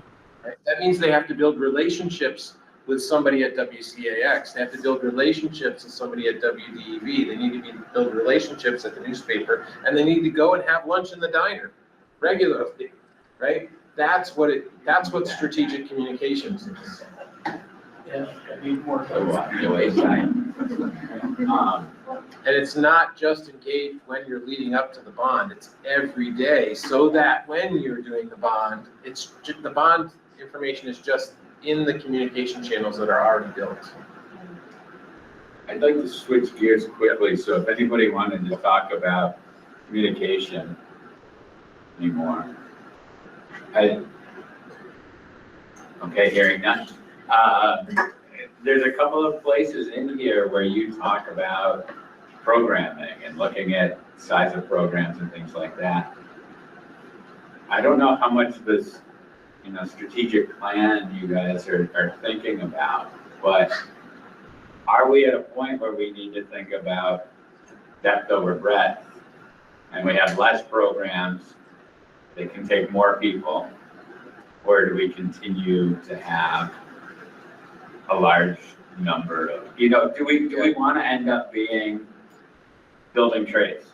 it's not our role to give you advice on that. It's Right. our role to resource and facilitate the committee, and the committee makes that decision. Yeah.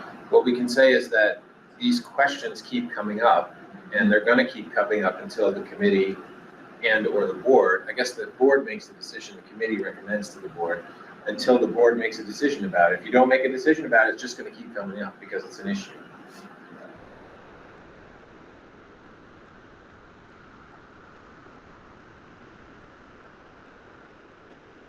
Any other questions or concerns About this? about this? Well, I think this goes right into another great kind of PR thing.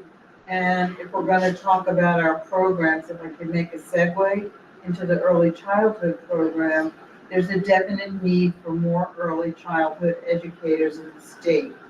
And so it's a labor need, and we've delineated what the scope and sequence is, what it's proposed to look like, you know, what will happen. And at this point, I think it's a great opportunity, if we approve this, and I'll word it differently, to actually be able to provide more early childhood educators into the market to meet the needs of all those young children that are not at this point benefiting from that.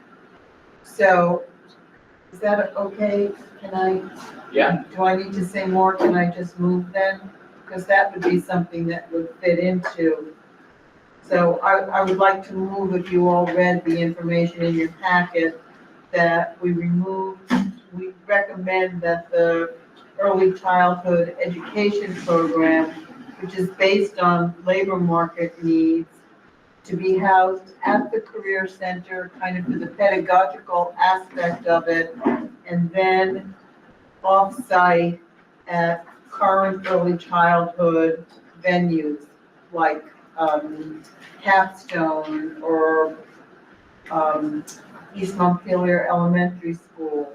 So we would be working together, but we would be in those locations in the community. There's a very thorough kind of scope and sequence and what it will look like. And so I would like to propose that we go ahead and we add the early childhood education program, because I believe we will have the numbers and the collaborations in the community with East Montpelier, with Capstone, to make some of the beneficial communications in the community and meet the needs of families and young children. Well said. Can I'll we second that. do a sentence or two? Yeah, I move to recommend that the early childhood education program, based on labor market needs, to be housed at the Career Center and off-site and meet current early childhood standards, be approved. Did I hear a second? Second that. Patrick, a second. Any discussion?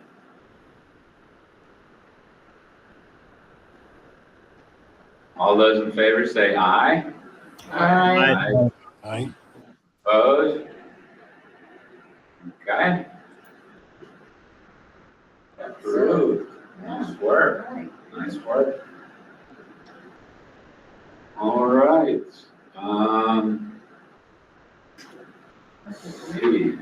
So was that the new program requirements line? Yeah. Okay, superintendent evaluation forthcoming.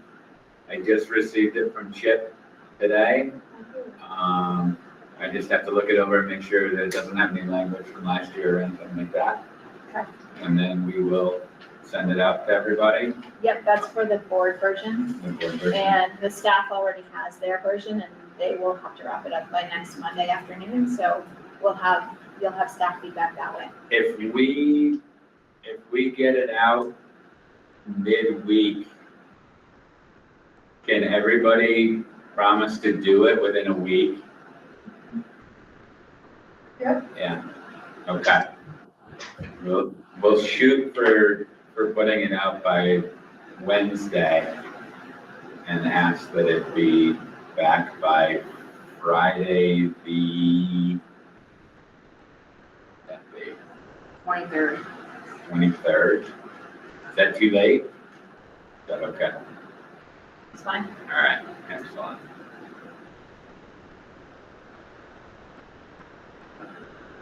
And we just share it through the board. Yep. Oh, we can't do it through the board one because it's got you guys on it. Right. So you have to Well, I put every individual one on. Yep. We can do it, we just won't take the survey. That's true. Because you're the owner of it. You can share it with that board link and it'll just request us to take it. Yeah, We won't take it. and you won't take it. Or maybe I will. I'm gonna evaluate you twice. All right, and then procedures was the last. We tabled that, so All right, next month. on to the superintendent's report. I am so sorry, there were no photos in this one. We had the break in the middle and I didn't grab a bunch of photos from before or after, so I did want you to see the medical professions, social determinants of health posters, because I knew that some of you wouldn't be here. They're in the hallway. They're the ones that haven't fallen off because they're so big and heavy. And you can see them all there. It's really great to see the research that those students had done. It was amazing. I mean, because she shared all the students' names and what they did. It blew my mind, the integrity, they were brilliant and informative. Yes. I felt so proud. This is, I think, the second or third year that they've done that project, and this has been by far it's amazing. So professional. Yeah. You may know that there's a staff climate committee that the BEA and staff are collaborating together. We did bring in Rebecca Haslam, who also works at St. Mike's. She has been consulting and facilitating the climate committee, and the climate committee decided that we really wanted her to work with the full staff, that she could bring her energy and the work that she was doing with this small group to the larger group. So I revised the Perkins and that went into there with the additional funds that we were allocated based on what wasn't spent last year.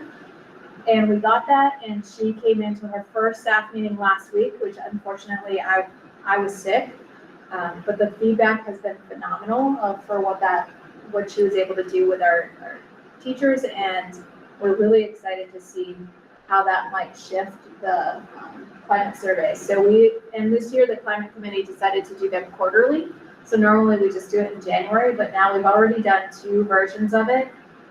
The climate committee is thinking maybe of taking a few questions off because there's a couple of areas where there's a clear discrepancy between the bar graph, where people say they are as far as climate, it's very positive, but then the comments are not, they're very negative. And so they're skewed, there's this discrepancy between what we're seeing in the bar graph and what we're seeing in the comments. And so wanting to really focus in on those areas for the next round to see if we can get a little deeper understanding on what it might take to shift that.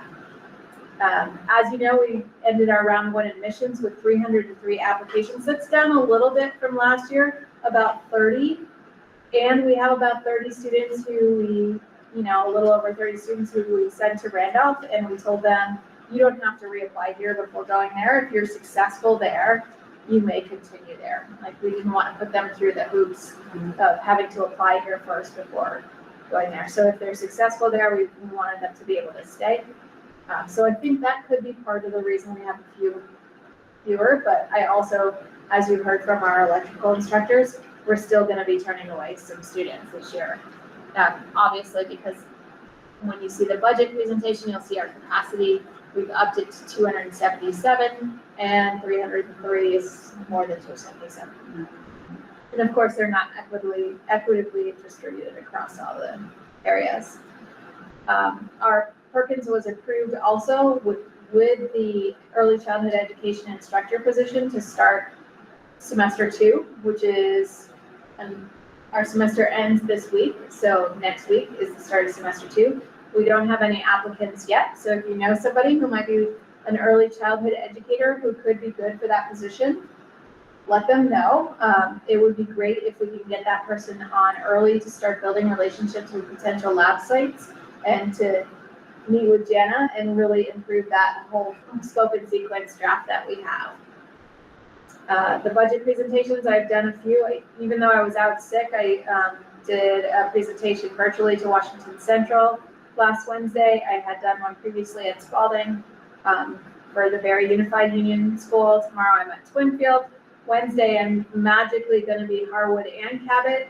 Unfortunately, I'll be at Harwood and I'm scheduled at the exact same time at Cabot. So as soon as I'm done with Harwood, I will zoom into Cabot to give that presentation, and they'll be done.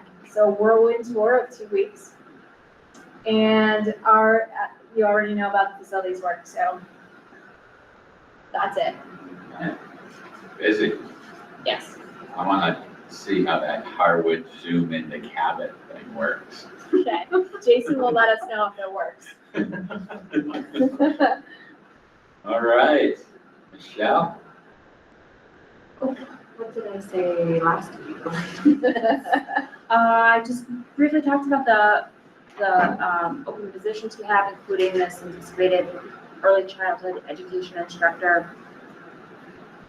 Just to clarify there, we were hoping to fill that position for the remainder of this year to prep for next year.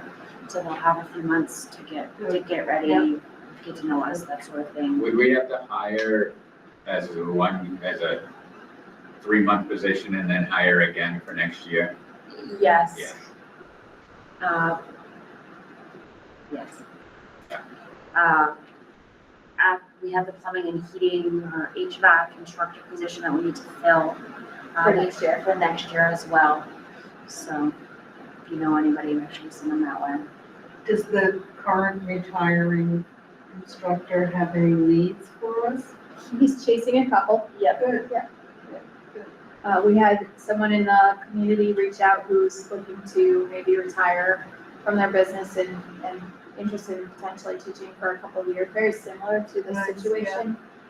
So they are communicating, and that person is going to come and shadow to see what it's like to try to make an informed decision. Good. Financial update, we're going to have the on-site audit in February. Scott, was that? Scott, did you have a question?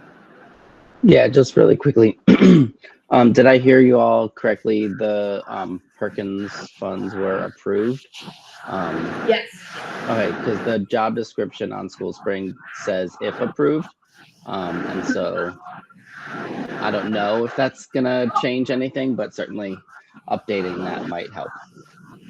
Boy, good for you. Thanks for clicking on it. Oh, if approved, yep. Where's that in the first section? Posting funding. There we go. Done. Check. Excellent. On-site audit is happening in February. I'll provide information as that comes along. Our audit tends to be, we kind of know this, or tends to be a little bit later than your sending schools because there's a couple requirements that we don't meet. So we don't have a very strict timeline. We still have a timeline, but a lot of sending schools need to have their audits preliminarily done by December 1st because they're federal grants, but we don't receive enough to meet that. So ours tend to be pushed down the line. The only thing to talk about next is just the budget update. I know we're going to go with that, but I don't know if it's time to talk about that.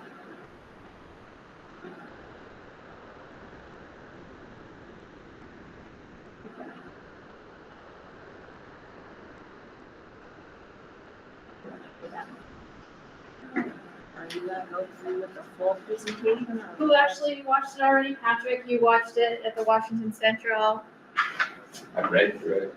I don't think anything specifically has changed since we talked in December as far as the budget. I guess what's important is I didn't attach it in the original packet, so I have updated the packet, but you wouldn't see that because I PDF'd that. So this is the presentation that has been shared in a couple of spaces and is continuing to be shared this week. We took off a few items. So we did keep the district mission and the board goals to reiterate that we keep looking at how can we serve students and provide that access. How do we engage with our sending schools and community members to get that communication piece, which I think it's clear that that goal is an appropriate goal and we still haven't met it yet. And looking at the programming and how do we make sure that that is meeting our needs. And so those are the things that I want people to always remember. We want them to know about what are the things that impact our budgeting decisions. And so that's class size, that's space, that's what are the demands that we have, that's state legislation and the things that are impacting all of our sending schools as well with health insurance costs and dental increases. And then of course the increase in salaries and that happens, but also the supplies, because our supplies are very different from some of our sending schools. The fact that we're anticipating all the things that we know about and a few things that we're uncertain about, and reminding folks that 70% of our budget is salary and benefits, which is right in line with most. We have two different slides just to kind of show the budget by object. And one of the things, Jana, I think you said at some point to me was that you were concerned about the headline in the Times-Argus that said the X amount of increase or 7% increase, right? A 7% increase on a $5 million budget is a lot different from a 7% increase on what some of our sending schools have, a $55 million budget or a $60 million budget or wherever they are. And so we have to remember that 7% on 5 million is how much? I didn't tell her I was going to quiz her. But it's not, because we were going from 5.1 to 5.47, right? So it's not a huge increase, even though that headline might make you think that it's a huge increase. $369,000. $369,000 is a 7% increase. And when we look at our tuition costs for students, that's only going up 4.9%, right? So like really being able to say that and understand that is going to help folks to understand that that's, yes, it's increasing, but compared to any of the other education costs, it's not a huge increase. We're also wanting people to really understand that we have that 6-semester average. And so we're budgeting and our tuition is based on 193 or 198 students, whatever the state says based on our data for 6 semesters is, when really we're going to have more students and we're taking that into account. So we have to be really flexible in thinking about how do we keep trying to provide access for students and know that we're not going to catch up to that growth in our billable FTE. This one we just like to show, that we have, here's the FTE count, here's the head count, which often includes the adult students that they're not billed the same way. And then at the very bottom, what is that billable FTE? So you can see that next year we're projecting our capacity, if every program was full, could be 277 students, and we can only bill for 198.2. So once that catches up, if we get up to that level and we start catching up on that, then the tuition goes down because you're billing across more students. Does that make sense? Like they've already told me how many kids I can tuition for next year. So it really doesn't, not that it doesn't matter, but the number of students will only help us in the future years. But as of next year, we're stuck with that. Like a 98.2. 198.2. That's what we have. That's our 6-semester average. Yeah.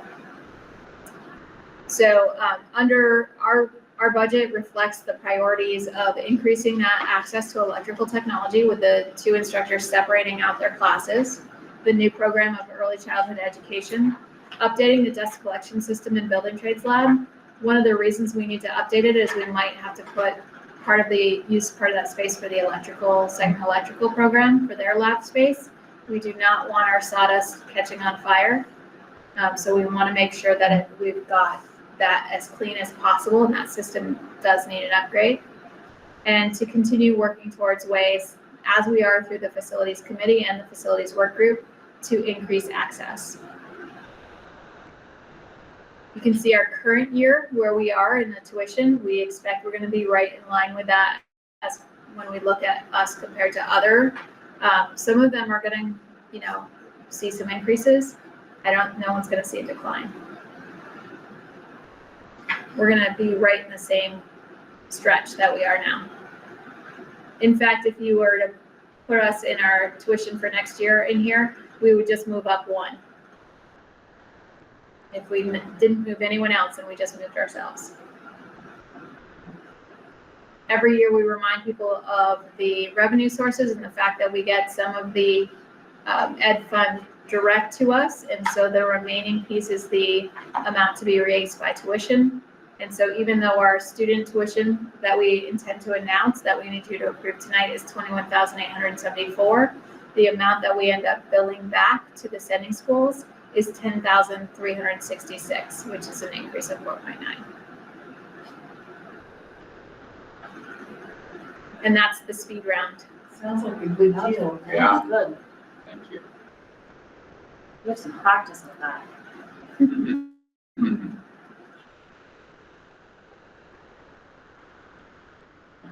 So. Go ahead.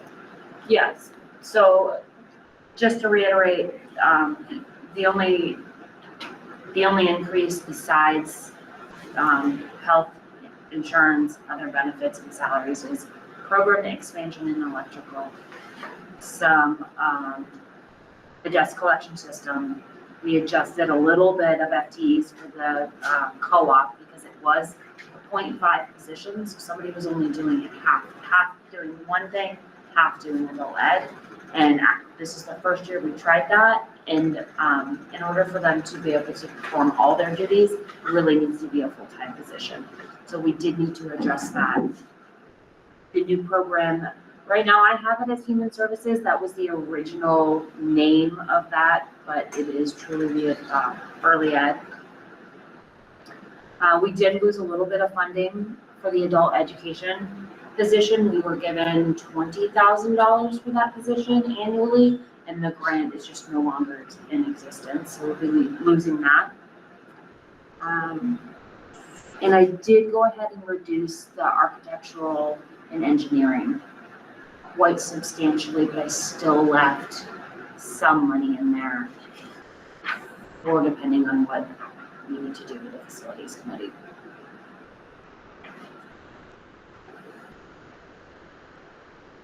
And that in theory could be used for this project over here. If we so felt that as Guy was saying, there was some money. Yeah. If we needed to do something. A little reserve. Yeah. Just in case. Any questions about any of the line items? Or concerns or anything like that? Well done. Yes, very well done. Does it seem in line with their sending schools? Absolutely, and I think just for the fact alone that we're adding more programs, possibly a program and a half or more, and we can still keep our tuition at 4.9%, so that's a lot of what we're able to do here. Okay, appreciate it. That's great. Excellent. We need a motion to approve the budget and the announced tuition as part of that. I move that we approve the budget and the announced tuition. Do we have to do it separately or can we do it together? You can do it together. Okay. I hear a second. Second. Patrick. Discussion? All those in favor say aye. Aye. Opposed? All right. Budget.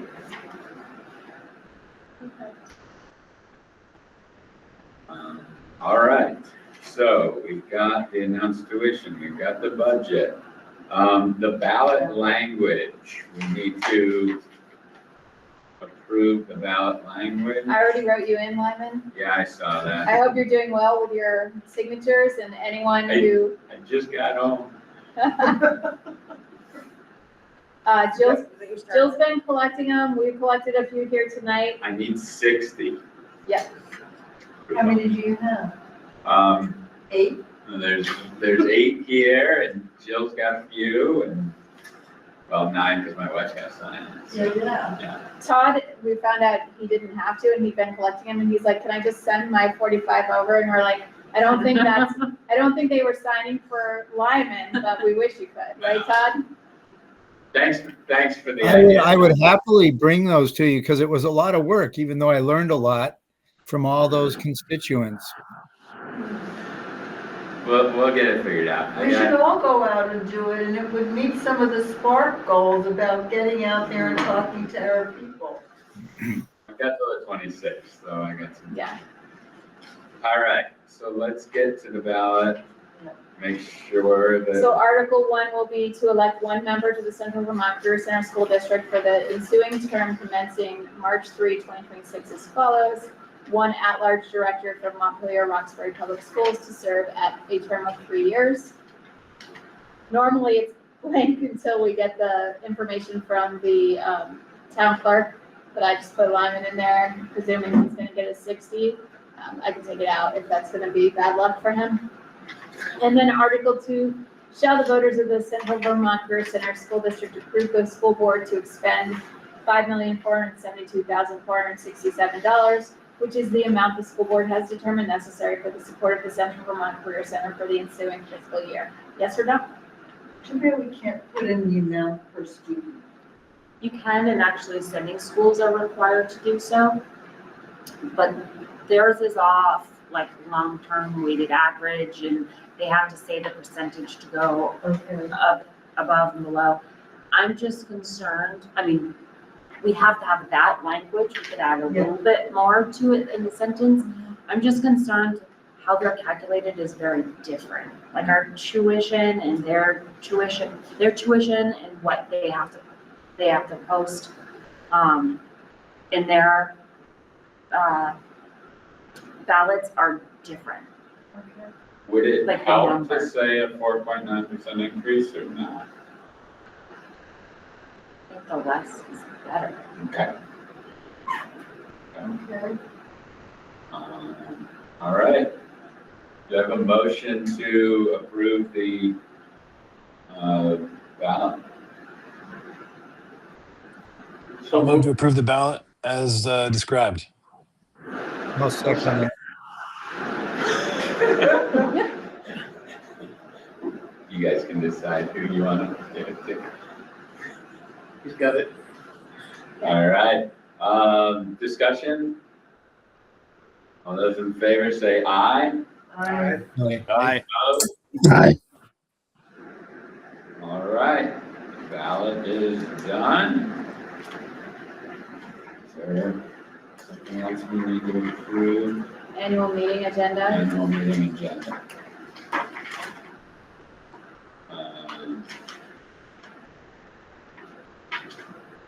And that is.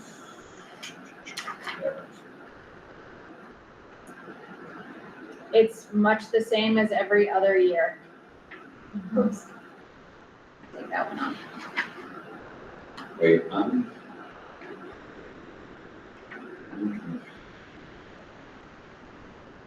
so the warning, I'm okay with the warning for the annual meeting and Australian ballot.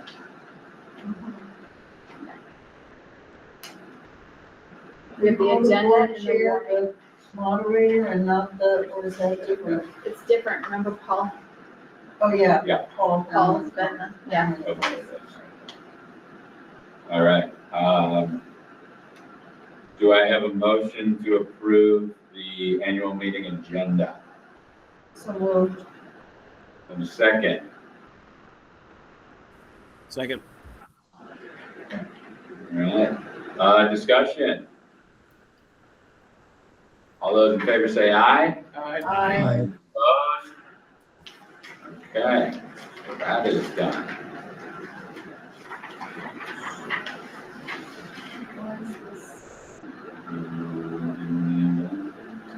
Next one is the warning that we have to print and we'll need people to sign.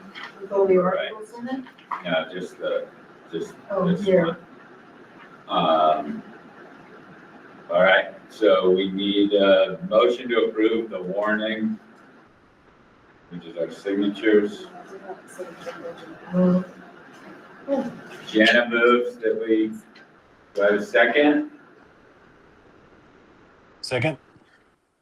Thank All right, you. Patrick. Discussion? All those in favor of approving the warning for the annual meeting, say aye. Aye. Opposed? Okay. Can we sign this Can we sign tonight? this now? Yes, please. Do you have one that doesn't have a staple? no, but we'll just take a staple. When does this need to be signed by? Everybody. January 26th, I think. Yeah. Okay. So those of you that aren't here, could you swing by and sign it? Corey, I'll bring it to, Harwood tomorrow. Kevin? Perfect. I was gonna ask, you mean Wednesday, right? Yeah, Yes, Wednesday. sorry, I'll bring it, I don't need to bring it to Springfield. I'll bring it to Harwood on Wednesday. I can't bring it to Cabot because I have to virtual it. Thank you. At the same time.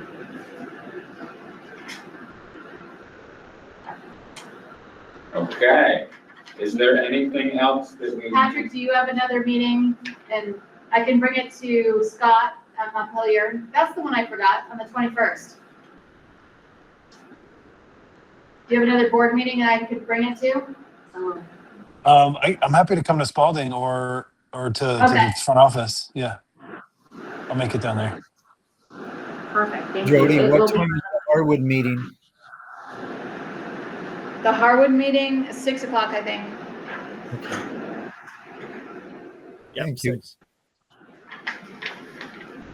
Okay, our next item is the March board meeting date.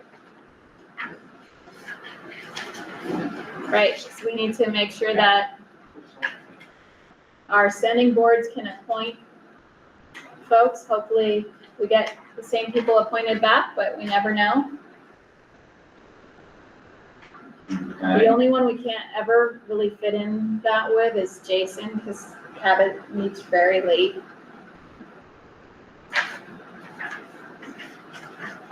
So what would be the preferred date? We tend to go with the third Monday instead of the second. So that would be 16. I think we could go with the 23rd since we Can have we so go much with the time. 23rd? But is that gonna be, March Jason, 20. is March 23rd gonna be your board meeting night?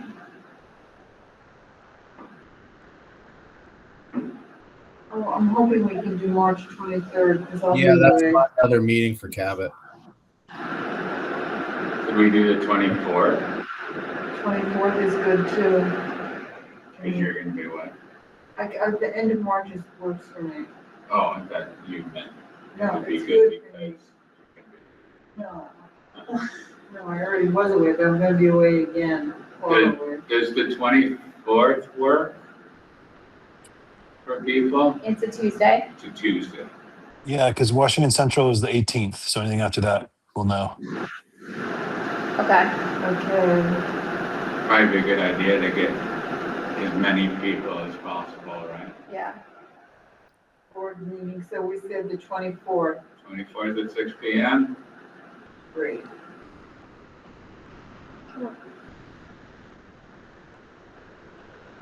That's deleted everywhere. All right, so I guess we need, it says action, doesn't need to be a motion or anything. No, not that. Okay, too. Tuition reimbursement request. No? Last year, you may remember we had a couple of teachers who had gotten to the point where they had one more class they wanted to take and it was exceeding what was allowed by the contract, and they made their request. So we have one of our instructors who's doing that, and she is working on finishing her bachelor's and would be able to also teach entrepreneurship. Great. So Are you begging us? The way you said pleadingly, and she'll be able to teach entrepreneurship. no, I think that it's honestly not the course of the full cost of a course. It's $800 more. I think I just need to go through the same process Right. for everyone, but I would I think recommend we should approving. support this. I move that we support this. We have a motion. Second. Scott, second. That was fast. Discussion. All those in favor say aye. Aye. Aye. Opposed? All right, Taylor. That's awesome. Yeah, yeah. We do already have the early childhood education instructor posted. We will be posting assistant director of adult education position for next year based on the budget that you approved tonight. We do not have outreach coordinator in that budget, but what I hear from our Spark team is that they would recommend that for our Perkins use in the next year. And so I wonder if we would like to post that as anticipated. Are you feeling the need for it? I mean, I think it's a good idea. I think it's a good idea, and it doesn't hurt to see who might be interested in that position. You need to do anything? No, you don't need to do anything. You want that? I like that. Jody, would you call it an outreach coordinator or a marketing and communications coordinator, or have to think about the title? Well, I think they've listed them separately. And as Matthew said, though they may seem like they go together, they might be two different skill sets. So I would be curious to see who we could find. I could put outreach / communications coordinator and see what we get. I guess it depends on the job description. Yeah, I don't know that we're gonna be able to afford two different positions. Which one's the more important? Is it outreach or is it communications? To me, it's outreach because of what Guy said earlier, which is right now we can't increase capacity, so it's more important that the schools understand what we're doing. And this I think- communication is a part of it anyway. We're Yeah. building that. Yep. Any other thoughts on that?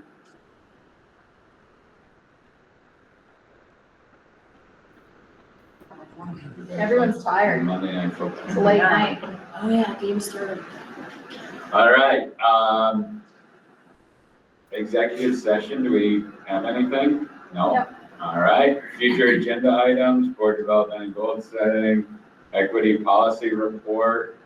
We're gonna hear it at We're some gonna get point. made up. For those of you that are in-house, you see we have these lovely flyers. The Vermont Association of Career and Technical Education Directors will be at the State House Wednesday. We've got a space in the card room. So we got fancy flyers and we're gonna be in there talking to legislators. So I'll be there in the morning. For that, I have the 9 to 1 shift, I think. But I thought I'd share the flyers with all of you, and I'll make sure I send it to everybody else. I'll send a copy so you can see it, which is just the updated priorities for this year. Excellent. All right, looks like we got. Do we need to talk about Alice a little? I guess we do. We do. Yeah. Can we just, really quickly, just, we've got Cosmo in February, and then baking and culinary in March, which you'll have to talk with them about the date change. Yep.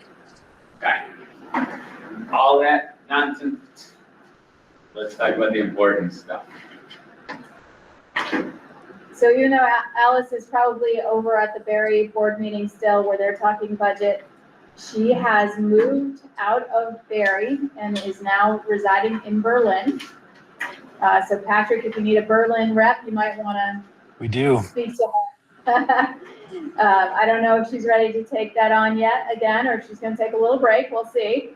But as such, she is stepping down from the Berry board next week, and this was her last meeting with us in her role. So Jana knows that she's on the docket to chair next month because Lyman's out of the country. That's that's really good practice for next year, Jan. No. And you all should start thinking about if you get reappointed or if you're still on the board and you're interested, we will be looking for a new chair in March. So you have plenty of time to think about it and maybe reach out to your fellow board members and say, hey, I'm interested in that. You can nominate me. They would all love it. If it's not them, probably, I don't know. That would be your next meeting. So is this the place where I move we adjourn? And once, yes, it is, actually. I move we adjourn. And we don't have to, well, we need a second. I'll second it. But we don't need to discuss it, as Alice would say. So, we will see you all next month. Thank you. Okay. Thank you. Hope to see you in person then. Thank you all.